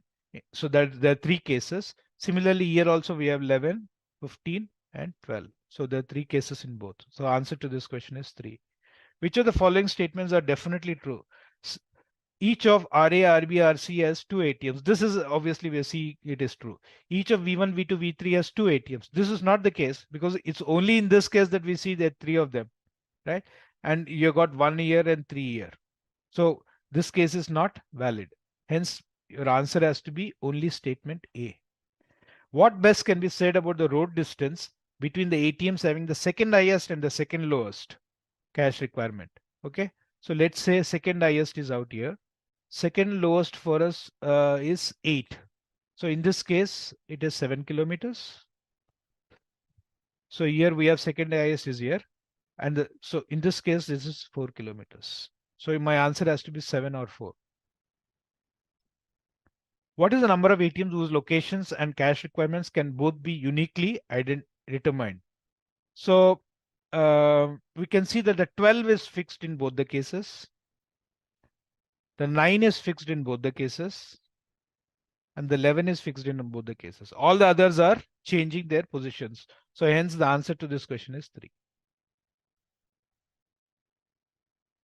So little play with numbers may be a little more moderately difficult for those people in the tension if you're not able to do, but otherwise not by any stretch of imagination, not the level of CAT questions that we had seen in the past.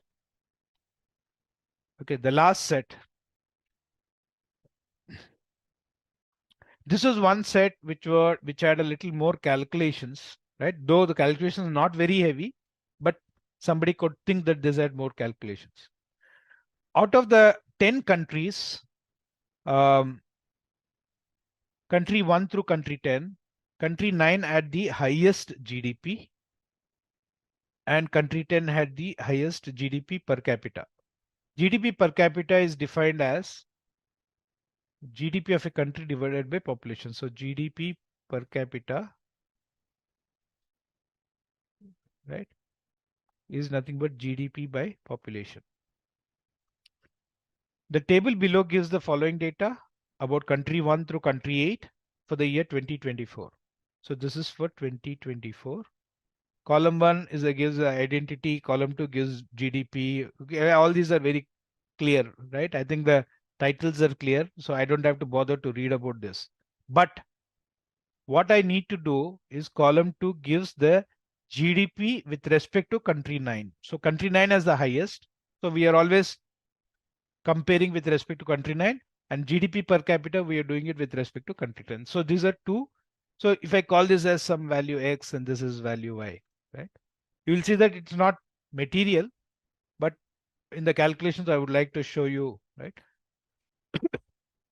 Assume that the GDP growth rates and population growth rates of country will remain constant for the next 3 years. So which means questions will be there till 2027. Now, so for example, to interpret this, what does the GDP of country 1 mean? Country 1 GDP will be equal to 0.15x. And GDP per capita of country 1 will be equal to 0.41y. This is what it means, right?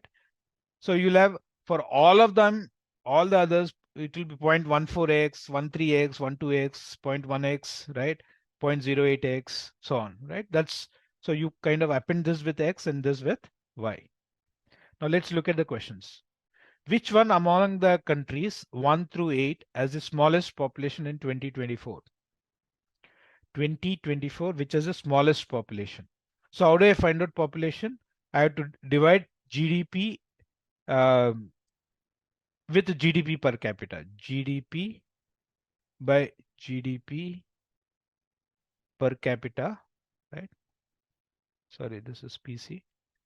This must give me the population, right? So let's find out for each one of them. Don't bother about the decimals. I will just check 15 by 41. So which are the countries that we have to check? Country 3, 5, 8, 7 and 8. Country 3 is 13 by 2.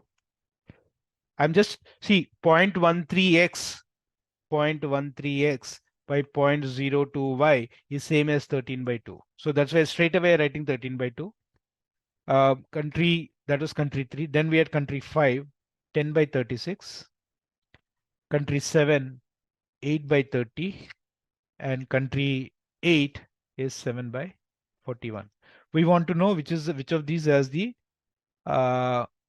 smallest population. So look for the number that has got the smallest here. So the number that is smallest here outside is obviously this. And that is country 8. So the answer to this question is country 8.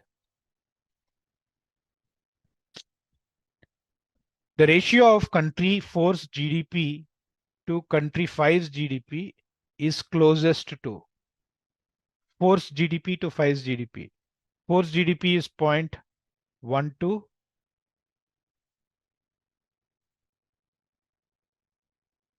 X in 2024. 5's GDP is 0.1x. So basically it is 12 by 10 into, let me find out what is the growth rate of GDP. So for country 4, it is GDP growth rate is 0.5%. So this is 1.005 squared, because we are looking at 2 years, whereas for GDP 5, it is 1.007 squared.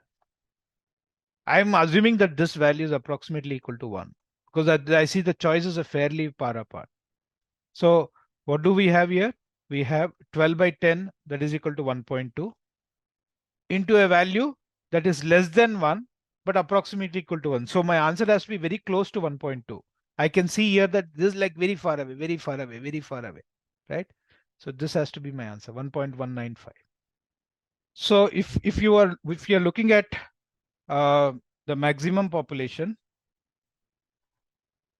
so for country 1, I will just look at 15 by 41 into 0.999 cube, because the population is reducing by 0.12%. For country 4, I would look at 12 by 38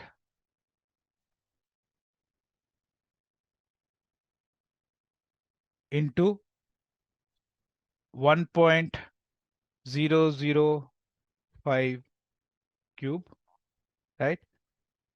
And then we have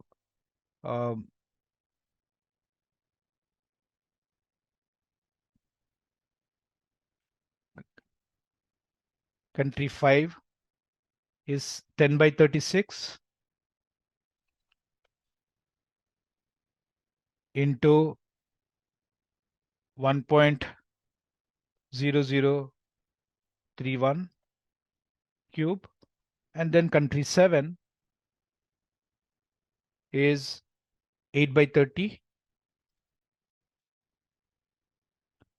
into 999 approximately, right, cube. So if I were to compare this, I'll just compare these values, because these values are almost close to 1. So I can see that in this, country 1 is definitely much more higher than any of the others. So I would mark country 1 as my answer to this question.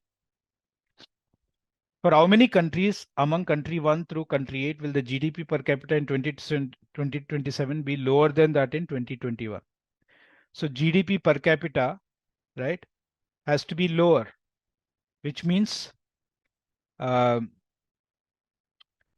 see, basically, what is it that GDP divided by GDP by population,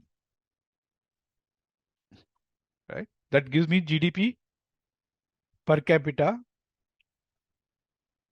So if the GDP goes up, population comes down, GDP per capita must go up, right? So for example, if I were to look at this country one, GDP is going up, population is coming down. So GDP per capita will go up in 2027 or whichever year, right? Subsequent years. So this is also going up, this is coming down, this will also go up. This is going up at a faster rate than this is going up. So the numerator is going to increase at a faster rate than the denominator, right? So you will see that this will go up. Again, this is going at a faster rate than this one, this will go up, right? All of them are going up because the GDP growth rate is faster than the population growth rate, or the GDP growth rate is positive, whereas the population growth rate is negative. So you will see that the answer to this question has to be 0. So that was the end of the recording for this particular thread. And as I said, though when you look at each question, each set independently, right, you will see that दो तीन sets तो होने ही चाहिए. But in the exam, because of the pressure, I think many of the people were able to do two sets, but a small number did 3. And I think a very small minority actually ended up doing 4 or 5 sets.